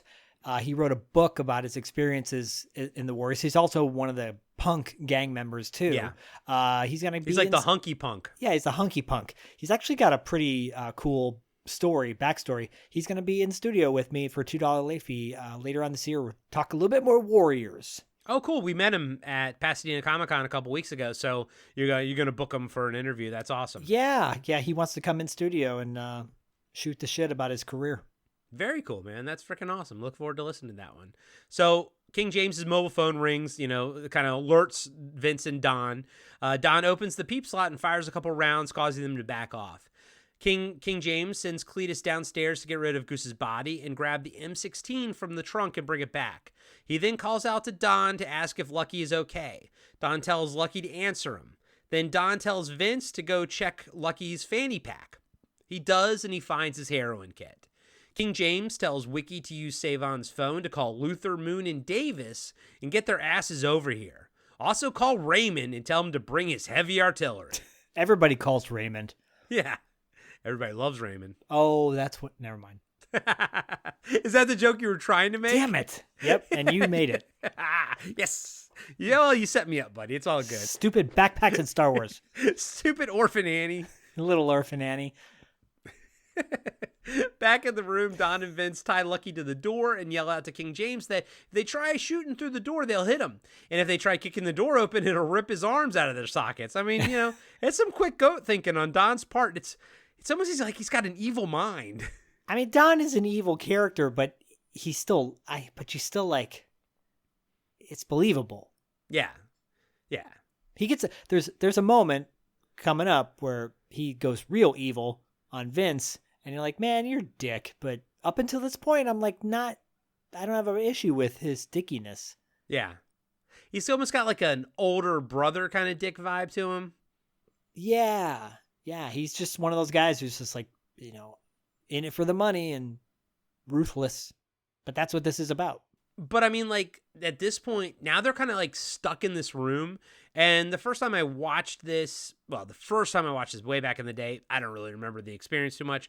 But this time when I'm watching it, when I've watched it for funsies, like, I truly don't know how they're getting out of this. And I'm like, I'm trying to put myself in their shoes, trying to think like, what would I think of or something? And I'm just like, damn, like, they're trapped.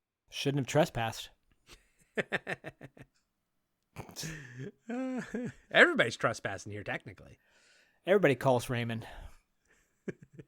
Wait. Fuck. Fuck. God damn it. Don and Vince start looking for another way out and eventually spot a catwalk on the other building they might be able to make it to. Out in the catwalk. Shake my little tush on the catwalk. God damn it. Out in the hallway, Cletus comes running up the stairs with the M16, and King James tells him to go to the floor above and keep watch. Make sure they don't try and sneak out the window.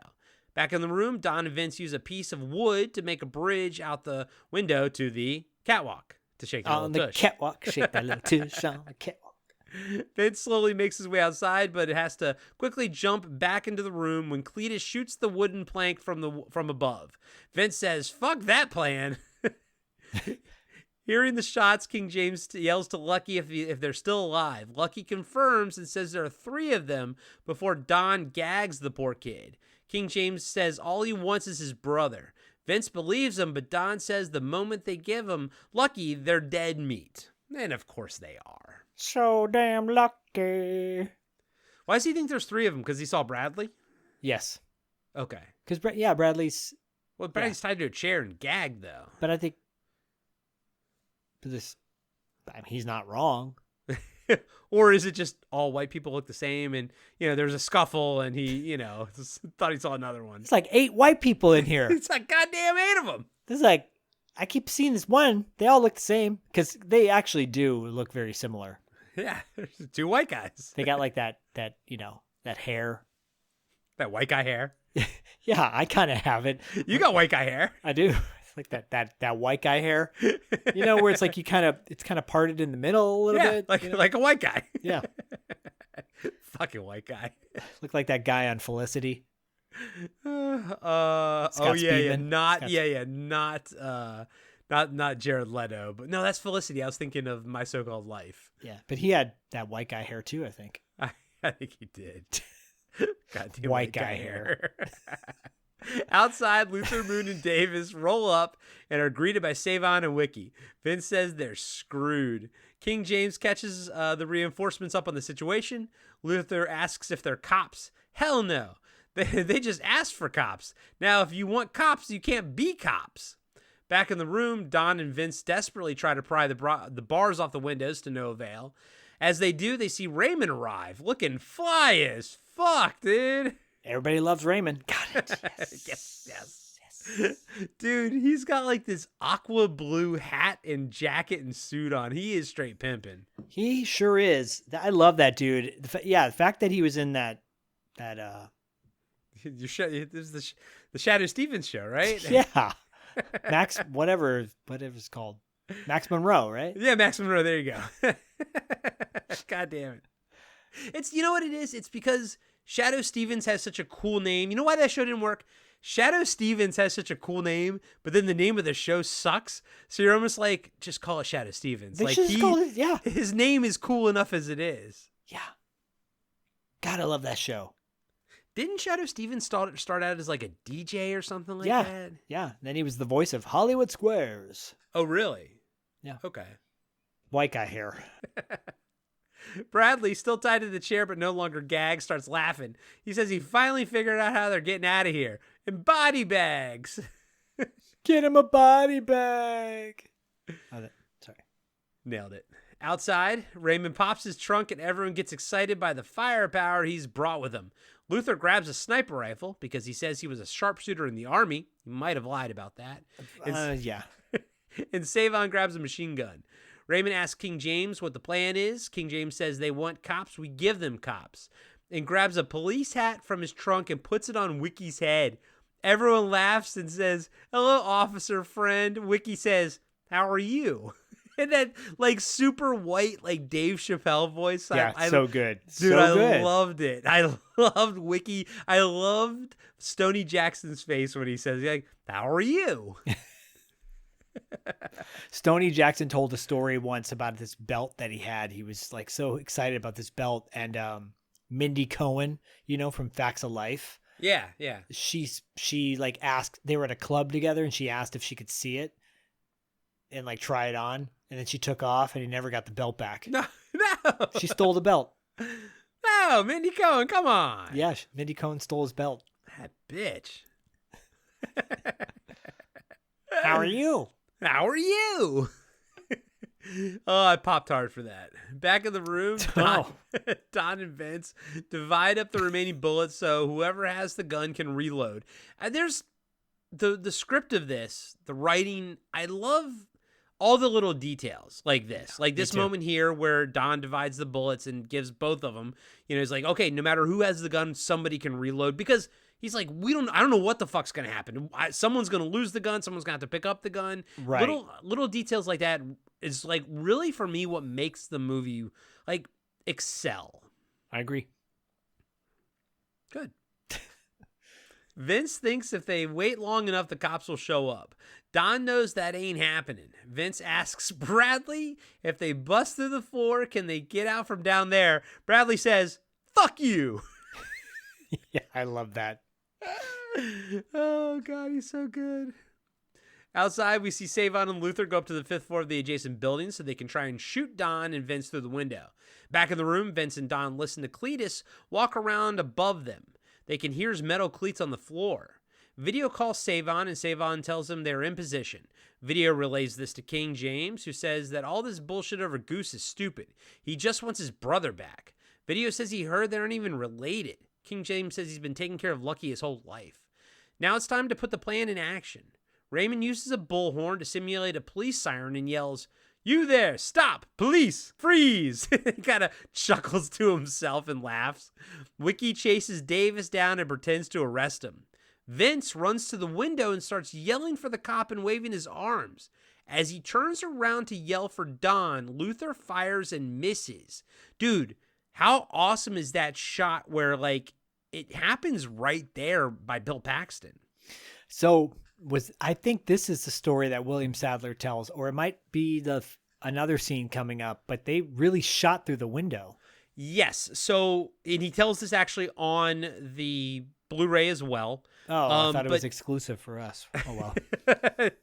But he says that, so like they have a guy who's like the sharpshooter guy working in the special effects department. You can load, it's a BB gun essentially, but you can load it with like some pellets will do a spark. Some pellets will like have dust in them. So like it looks like bullets are hitting.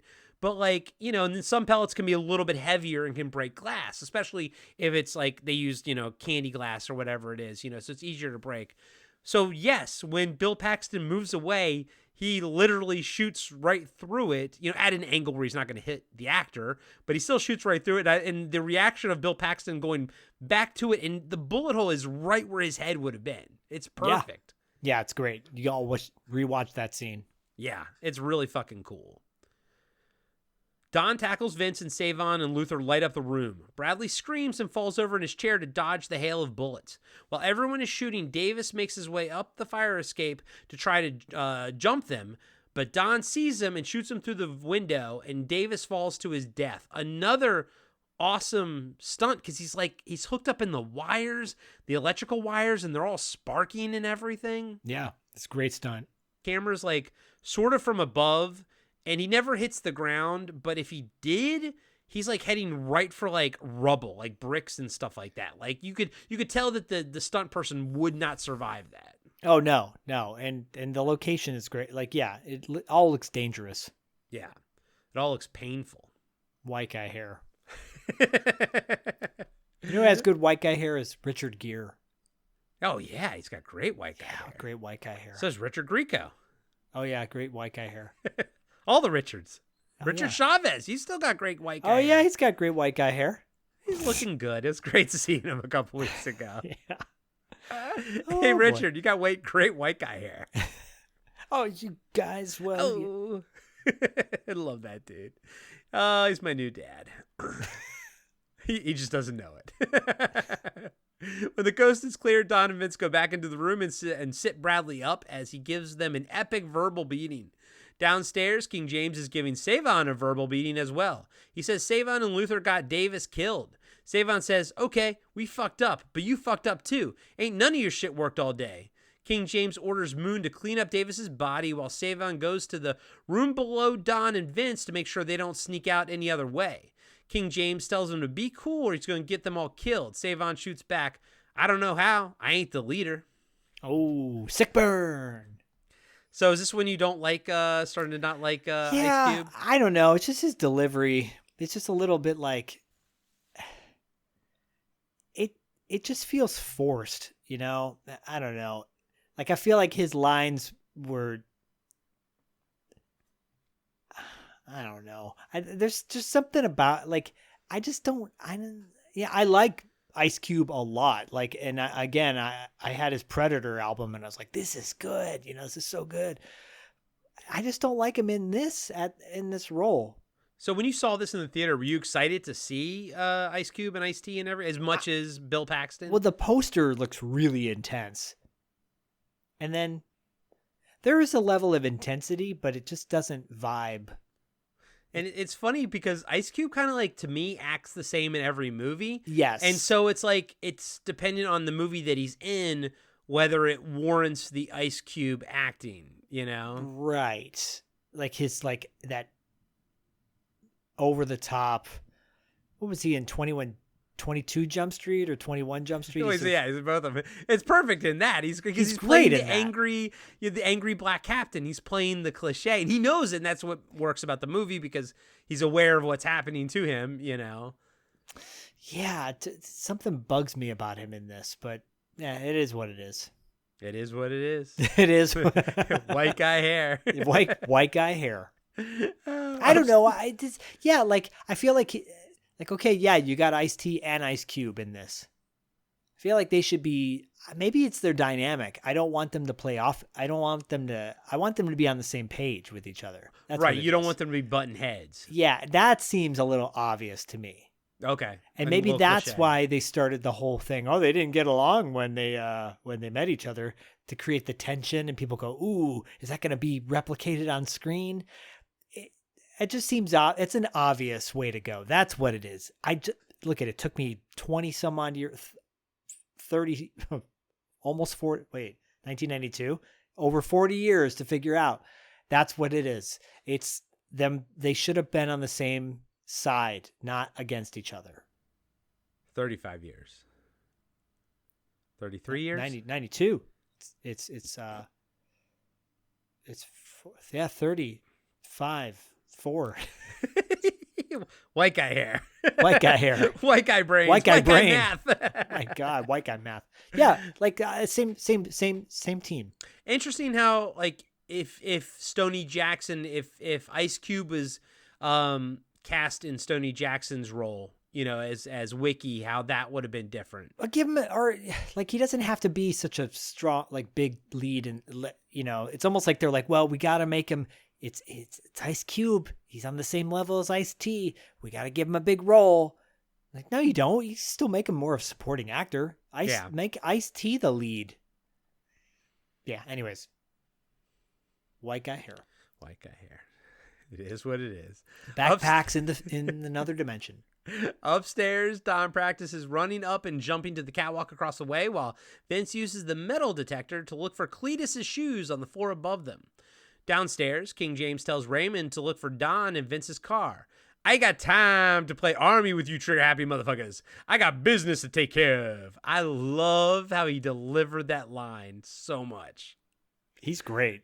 He is so good. I got business to take care of. Everybody calls Raymond. Everybody calls Raymond. King James hands Raymond a wad of cash and tells him that he's hired him for the rest of the day. I like how Raymond's on the phone. He's like, all right, I got to get back to you. He's like, I'm good. Back on the 5th floor, Vince gets a read on Cletus. He follows him as he moves until the metal detector starts going crazy. Don runs over and looks at the readings and smiles. They grab a table but isn't tall enough, so they cut Bradley loose so they can use his chair to climb up the ceiling. Don uses his Halligan, which I had to look this up because he was like, pass me the Halligan. It's a pickaxe sort of multi-tool that firefighters use. And that's the kind of, they also have like an axe, but it's that other thing that they have. He uses it to cut a hole in the ceiling and discovers the treasure hidden within. Bradley says, Lord have mercy. I've been sleeping under this all these nights. I can't believe it. Corey's impression of Dusty Rhodes. I appreciate that they find the loot. And it's not just something, a MacGuffin, you know, where they don't find it. I like that. I like this moment. And it's necessary because now it like sort of lights a fire under them to not just survive, but to survive with the loot. Especially Don. Yeah. Because this is where you find out that Don is cutthroat about it. Yeah. Well, I mean, he's got a mortgage on a house that he doesn't live in anymore. And probably has debt from gambling. He looks like a gambler for sure. And an alcoholic. Absolutely. Maybe an occasional drug addict. You know. Adulterer. Probably. Absolutely. Why do you think he got a divorce? Because he beat his wife. Maybe. Let's settle down. All right. let's give Don a little bit of grace. Probably killed a child. Yeah. Okay. There we go. Vince realizes they're looking at the map upside down the whole time. No! He drew a line on his back. Where's Ernest when we need him? Dude, that would be awesome if he was in this. Know what I mean? They look at the gold pieces and Vince is amazed that it's been there for over 50 years and it's not even tarnished. Bradley says, "You don't know nothing, do you? That's the beauty of gold. It never tarnishes, lasts forever too. You can melt it down, pound it, twist it, piss on it, but it's always the same gold. It was here long before we were, be here long after we've gone." He looks at the chalice. "Bet you a lot of men have died for this gold that's just in this one piece." That's kind of cool. I like that. I like how he sort of waxes, poetic about it or whatever. I don't know about pissing on it though. Yeah, I don't need you to be pissing on my gold. Everybody, look here. I'm gonna pee all over it. No, let's not. Let's not. But do it's that. still the same gold. Why would you? No, why? Now it's gold with piss on it, though. You stick it up your ass. It's still gold. We don't need to go there though. Why? Fuck it. You fuck it. It's still gold. Wait, you jizz all what over are it. you It's doing, still gold. dude? You just had to tell me. It's gold, baby. God. Tell, don't show. Don says it's all here. All they got to do is pack it up and get to the catwalk. The chair breaks under him, sending Don to the floor. All we got to do is shake her little booty on the catwalk. Shake that little tush on the catwalk. Vince asks if he's okay, but his friend just laughs hysterically.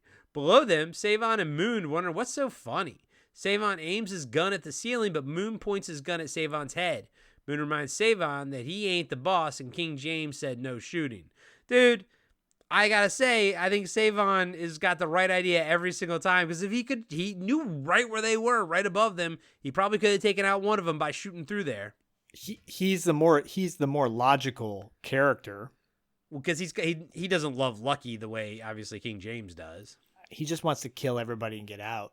Yeah. Yeah, because at this point, they also don't know that there's any gold. Yeah.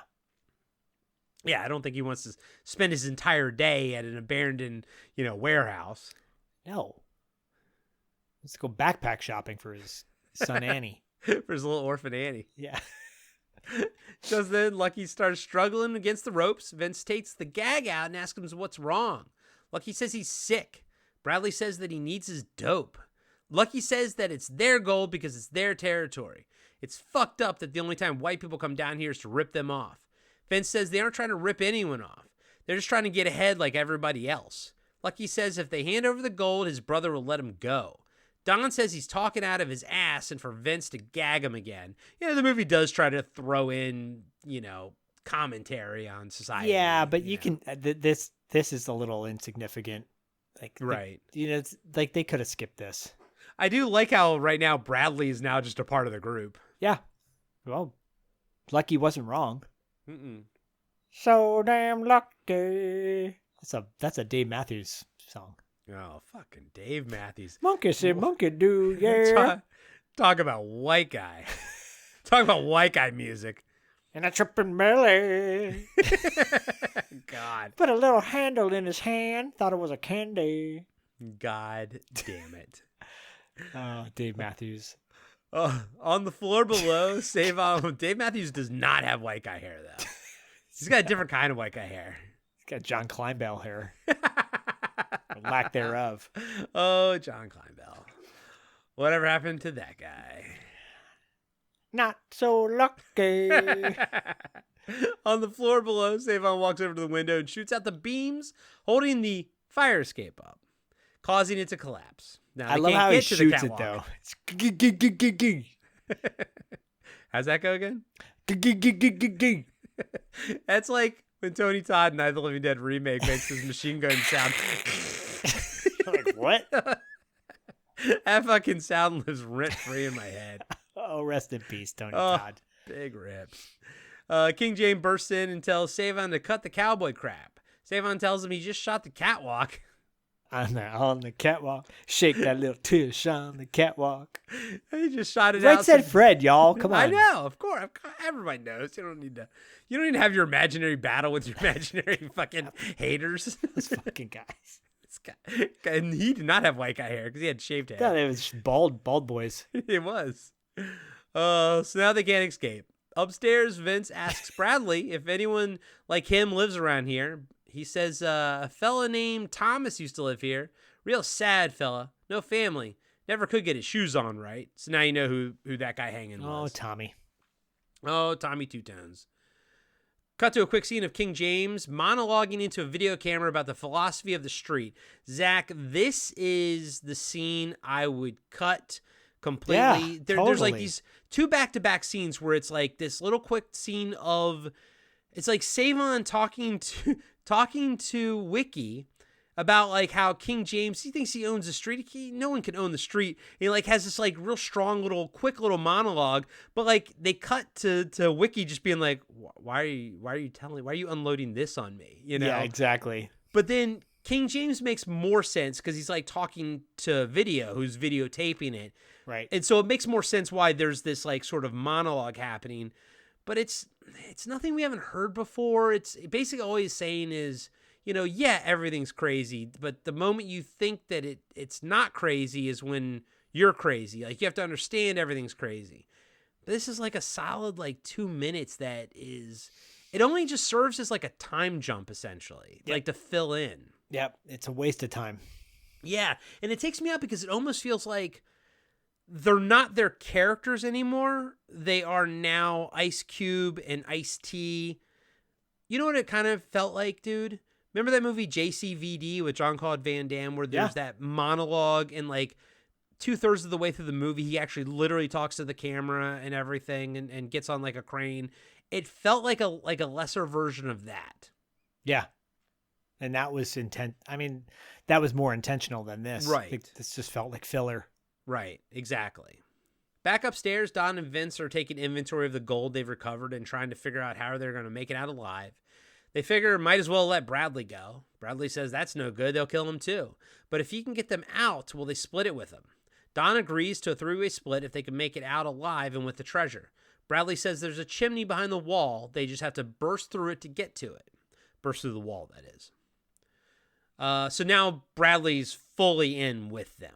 And I like that, you know, to do that, he had to offer something sort of, you know, to know a way out. And but now he's a part of the crew.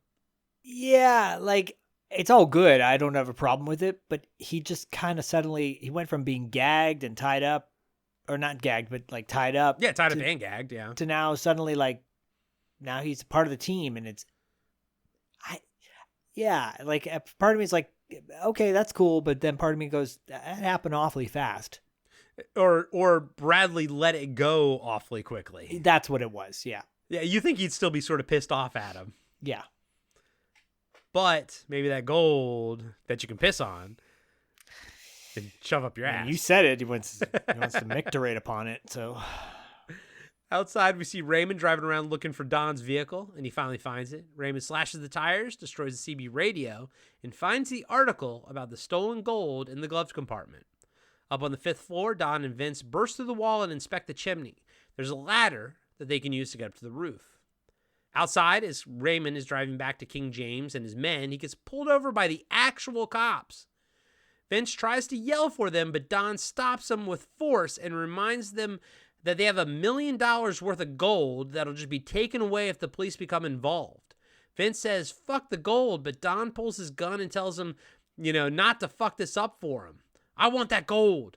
The only reason we're in this shit is because you fucked up. If you didn't go out there when they killed that man, none of this would have happened. Bradley runs over and honestly backs up Don's case. He says, those cops will shoot him in the head and take the gold from themselves. Now that that's settled, everyone watches as the cops tell Raymond to get out of the car and ask him what he's doing. He's looking for a place to take a leak.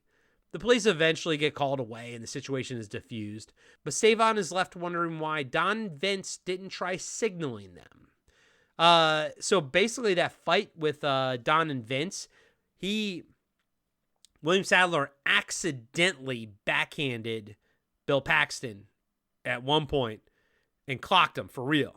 I mean, it's an intense fight. It feels like they really made contact. So Bill Paxton had to go to the hospital because of it, because he knocked the shit out of him. William Sadler's like, I did not mean to hit him. He's like, I haven't, in the interview, he's like, I had not been in a fight since like elementary school. I've never hit another actor before. And then when Bill Paxton came back, you could tell he was still kind of pissed, and they still had to finish the fight scene.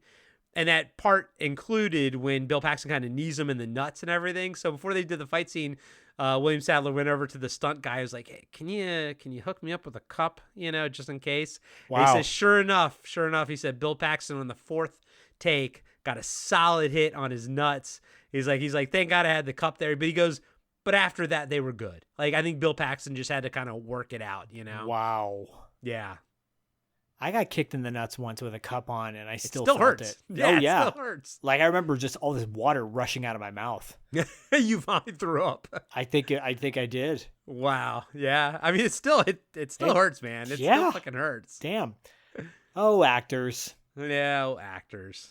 But it is the fight is intense though. It's intense, and I'm like, dang, wow, Don's such a piece of crap, but then that makes sense.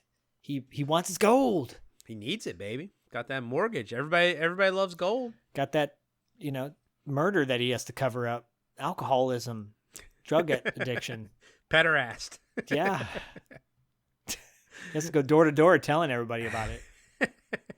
Just like, what's his face in Big Lebowski? I love that scene where John Goodman's talking about John Turturro's character, Jesus, he's got to go door to door knock, telling everybody about it. And it's just the door opens and you just see him standing there. Recreated the scene because what he's about to tell the person. Yeah, it's so fucked up.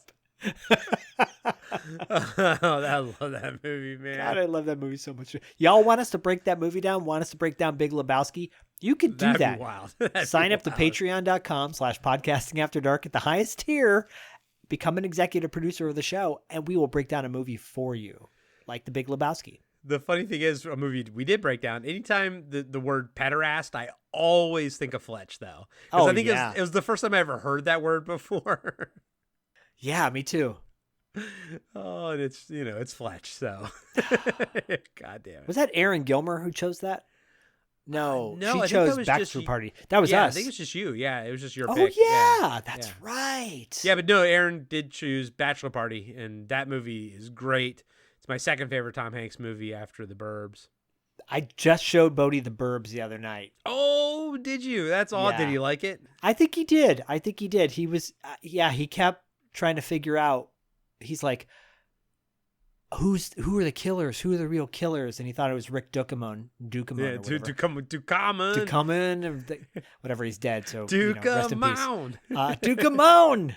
Gotta catch him all. And when it was revealed at the end that the Klopeks were actually the killers, he's like, oh, like he was kind of surprised. Oh, good. Yeah, I enjoyed watching it with him, but man, everybody on that block is just miserable. They're all miserable people. God, I love that movie so much.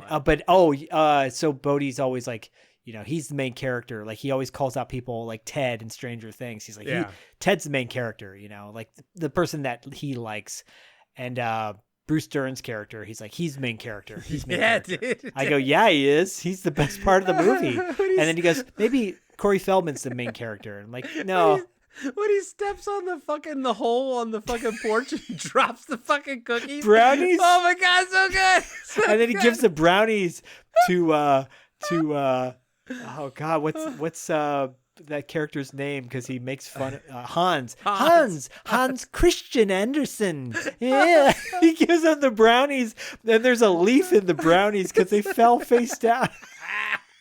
And the dog jumps out because you keep a horse in the basement. Or he's pulling on the wiring. The wallpaper. Ripping it. Ripping the wallpaper. He puts it back. Oh, Bruce Dern. Oh, Bruce Dern. You're the best. Anyways. Oh, God damn it. Steps in the hole and drops him. It's so good. I can't. And when he falls off the fucking roof. Yeah. And he's hobbling the rest of the movie, which is great. Oh God. Oh, Duke Mound. Oh, shit. Downstairs, Raymond tells King James and his men that he found the car and made sure they won't be going anywhere. He also shows them the Arkansas plates, and King James wonders why they drove 200 miles to be here. By the way, he slashes almost all the tires. Smart move, because most movies, they just slash one tire. Yeah, and you could replace that. Raymond does not show them the news article that he found them. Savon proposes they just burn the whole place down. Wiki asks, what about Lucky? Savon says, if he's really lucky, he'll walk away from this. I was like, that's fuck funny. Yeah. King James says he's calling a truce. He wants to talk to them. Tensions get high between Savon and King James, and guns get drawn. But Raymond takes Savon to the side while King James goes to talk to Don and Vince. Once they are out of earshot, Raymond says that he's on Savon's side. He tells Savon that he knows that why they didn't signal the police. They found something valuable. And Raymond shows Savon the newspaper clipping. Again, I like how there's like even all the side characters are kind of smart, they got things going on, you know? They're not just cutaway or cardboard cutout characters. True. And Raymond's the best though. Because everyone loves Raymond. Yeah. Everyone calls Raymond. Damn it. On the catwalk. Raymond shakes his little booty on the catwalk. Yep. Upstairs, King James tells him he wants a truce. Vince convinces Don to hear him out, and they open the peephole slot. King James wants to know why they're there. Don gives him a bullshit answer, and King James knows it's bullshit. Outside, Raymond and Savon go back into the alley and call Luther. Raymond says that one of them is trying to get out of the fire escape, and Savon fires his rifle. This causes Don to shoot at King James through the peephole. He ducks behind cover and goes downstairs to meet Raymond and Savon. Raymond says one of them tried to get out via the fire escape and that King James is being played for a fool. King James agrees to do things Savon's way. They're going to get some C4 and gasoline and burn the place up. I do love the whole movie trope that like C4 is just so readily available. Yeah, because, just get it at Walmart. Just get it anywhere, I guess. Yeah. 3 a.m. You get C4 at Walmart. Right. What kind of name is Klopik? Is that Slavic? Slavic. Come on, Rube. Oh God, I love that movie. Are you gonna watch the remake TV show or I whatever? don't know. I guess Corey Feldman's in it. Okay. I mean, is it a sequel? Like, does it take place in the same universe? It's in the same town, but I'm like, I've been on that tour so many times in Universal Studios. Yeah, I'm like, I know where that is. Yeah, me too. I've seen it as well. Upstairs, Bradley and Vince are wrapping up the gold while Don figures out how to shut up Lucky for good. Vince doesn't want Don to kill him, so he suggests shooting Lucky up with his own heroin. Lucky walks them through how to get the mixture right, and Don puts it in a syringe. It's like the whole thing. Hey, Zach, you gotta wait till it's milky, and then you gotta like put a little cotton thing on there, and you gotta suck it up through the cotton. Yeah, my God, it's like a 2.5, 3 minute scene of them making heroin. I'm like, I don't need to know about this. Well, now you do. Yeah, May save your life one day. And if he was diabetic, they could do the same thing too. We'll just overdose him on insulin. Like. Make them more sympathetic. Instead, they don't. It would still play out exactly the same. Yes. Don tells Vince to help Bradley with the gold while he injects Lucky with the heroin. Also, could have been insulin. Right. Lucky pleads to let him do it. Don gives in and unties one of Lucky's arm and gives him the needle. Still, could be insulin. Right. Lucky's about to shoot up, but instead quickly stabs Don in the neck with it. Again, could still just be insulin. Right. Vince and Bradley come running in. Vince takes the needle out of Don's neck, and Bradley slams Lucky against the door and stops him from screaming for King James. Lucky breaks free, but Vince tackles him and they start fighting. Lucky breaks free again and runs for the fire escape. Vince catches up and the two of them fight while Luther draws down on them with his rifle. He shoots and kills Lucky. Again, same outcome could be exactly the same, but now you're a little bit more like, oh, that sucks. He just needed insulin, you know? Right. And I'm beginning to think Luther might have lied about being a sharpshooter in the army. I do love how Luther calls Wiki and tells him he just killed Lucky. And to tell King James it wasn't his fault. The white guy turned him around. Luther hangs up, then just gets the fuck out of Dodge. And that's it. Luther survives because he's like, I don't want to deal with this fallout, and gets the hell out of there. No, I love it. I love it. Vince and Bradley check on Don, who's pretty fucking high at the moment. But I guess, like, what would happen with insulin? If you get too much insulin, does that affect you? I don't know, but maybe like he stabbed him in the neck and he's just, on the ground in pain, withering in pain, Yeah. Could getting too much insulin be any worse than getting too much heroin? Probably not. But then you just don't have that part of it, Maybe Lucky like cracks him over the head with a something that's hanging on the wall, I don't know. Like, yeah, a piece of wood or something. Sticks him in the neck and then he hits him over the head with a 2x4. Right. Yeah. No, I like it. I like that. I think that's a solid Thanks. 6. Of everything here, the two things I would do, change what you said, make it insulin, and then take out that weird little 2-part monologue with Savon and and King James. Yeah. Downstairs, Wiki comes running in and tells King James that Lucky's dead. The white dude shot him. And I like how Wiki kind of covered for Luther there too, because there's no point in telling him that Luther did it by accident, Right. King James takes off his jacket, grabs his gun, and goes running to exact some revenge. Savon says, "Guess he wasn't too lucky, huh?" Oh. Back in the room, Vince tells Bradley to hide Don himself and the gold in another room and don't make a sound while he goes up the chimney.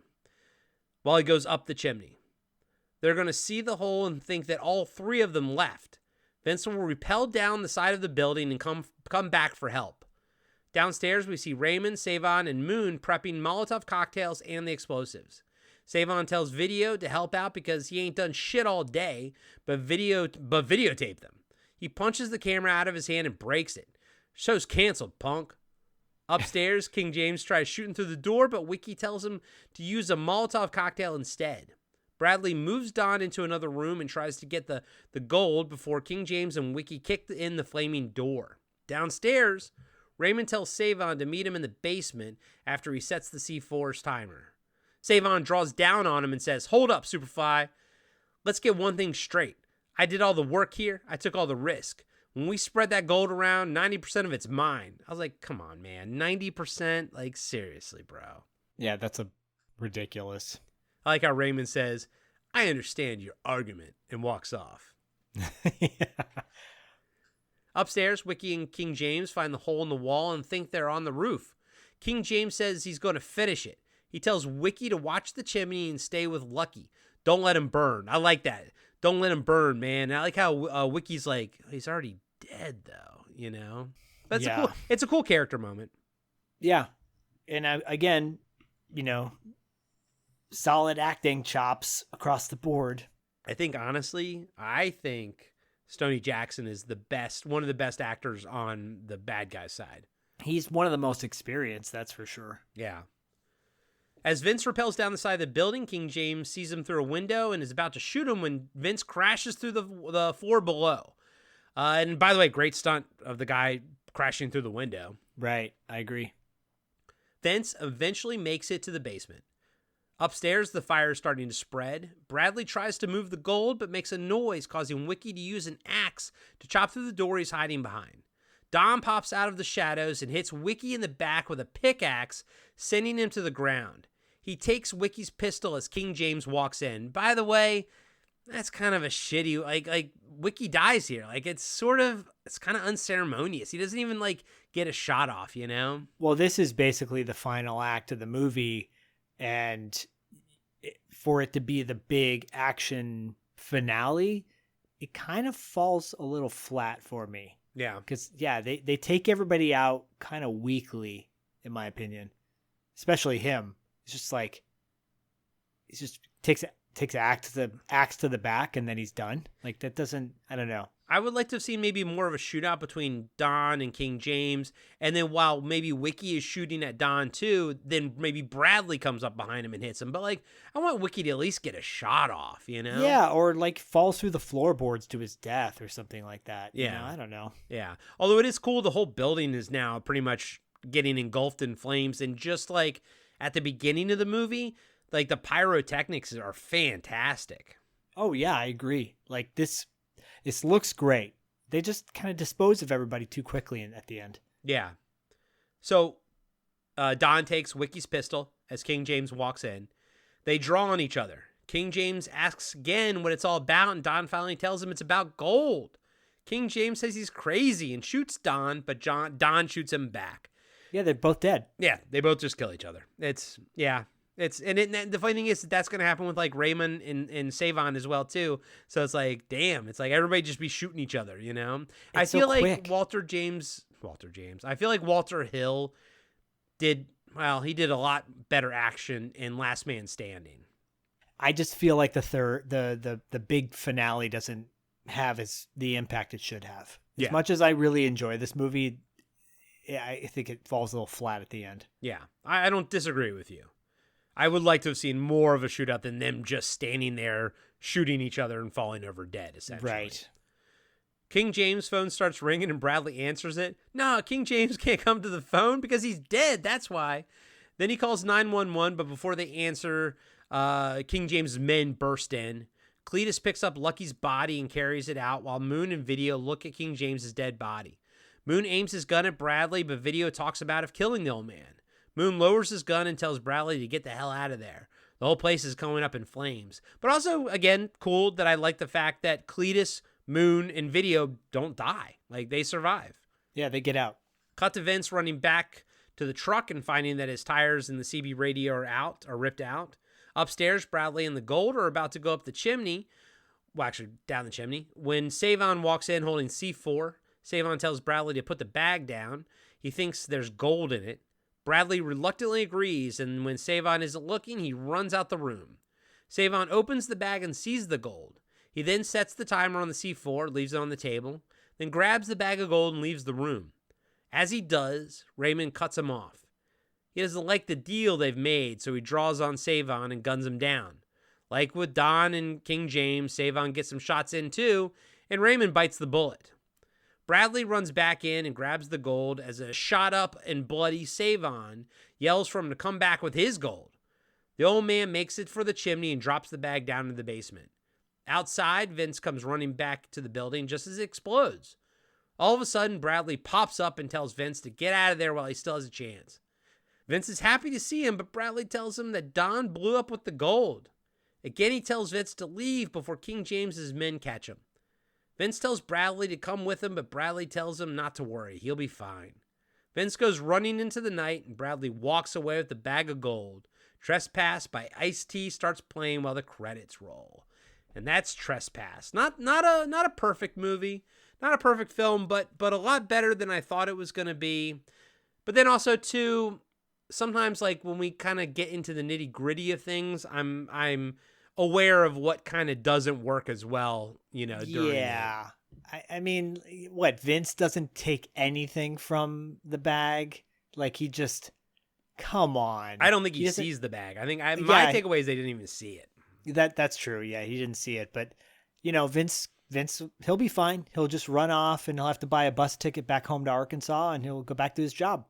I guess. What happened to Don? What's he gonna say though? You know, I don't know what happened to Don. He just, you know, he just went on I think he went to Vegas on a scratch. He won a scratch. I don't know. Like, yeah, like he'll be fine. He'll be fine. And Bradley, what's Bradley gonna do? Bradley's gonna pawn that stuff off at a pawn shop, and they'll give him like $25 for each thing. Millions of dollars worth of gold.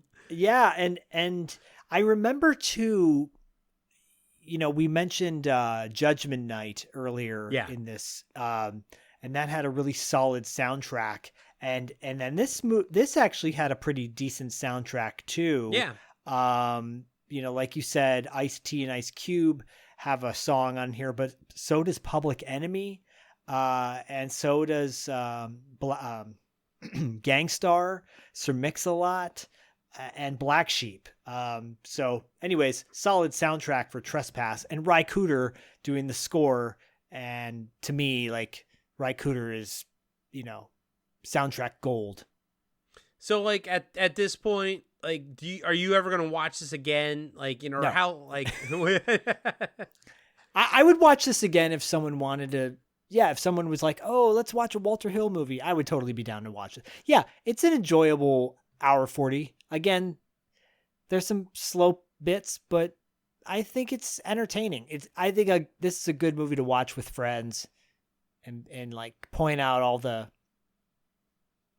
good, bad, and the ugly of the 90s. Yeah. I very much enjoyed it. I don't know, if I'm going to be really chomping at the bit to rewatch it. But what I liked mostly about this film was the characters. I thought they were all pretty cool, and I liked how not everyone died. I liked how, a few of them made it out and stuff like that.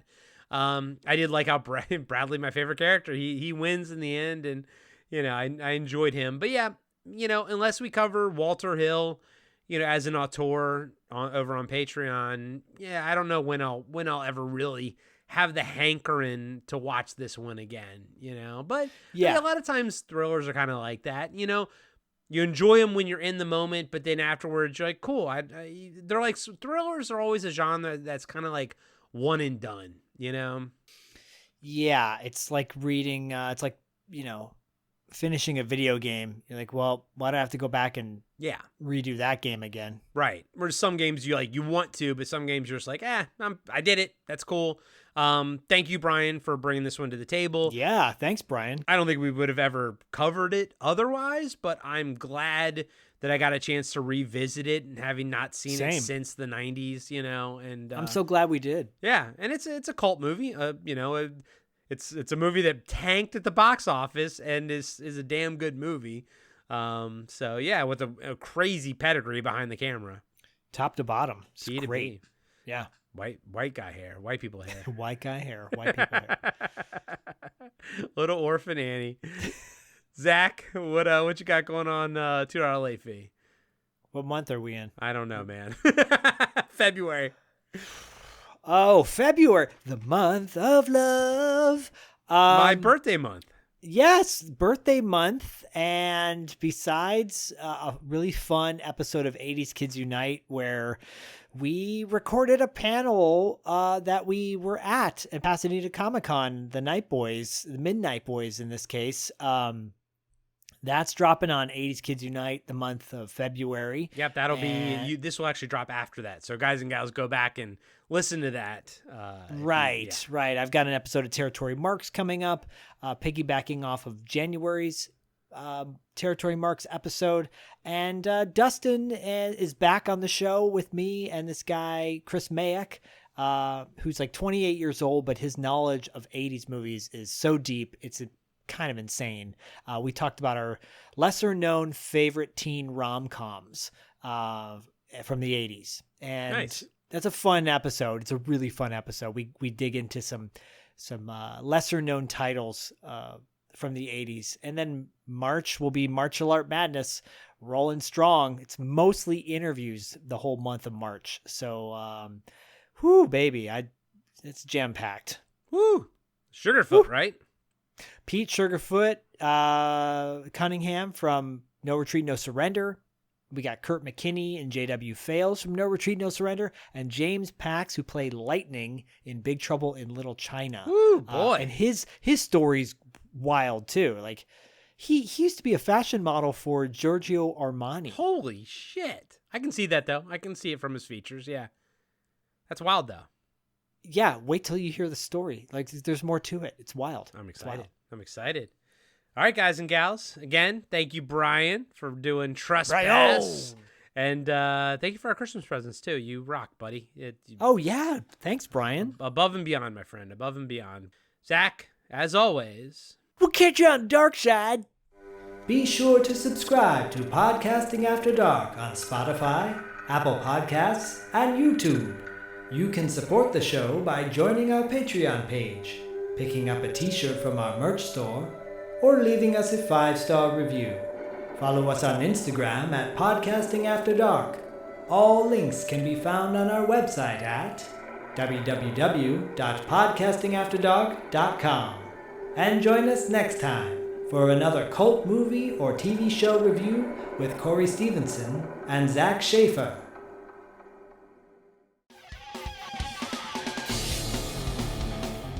Have you been wondering where's the beef? Well, on our podcast, Throwback Trivia Takedown, you might just find that out, as well as some other things about the 70s, 80s, and 90s. We're a nostalgic-based trivia show that pits two challengers head-to-head in a duel of the decades, with categories ranging from movies, TV and music, to slang, food, and fashion. You're sure to get the best in retro-themed trivia. So strap on your jelly shoes, grab a Surge, and walk like an Egyptian to your favorite podcast app and check out Throwback Trivia Takedown. I heard even Mikey likes it.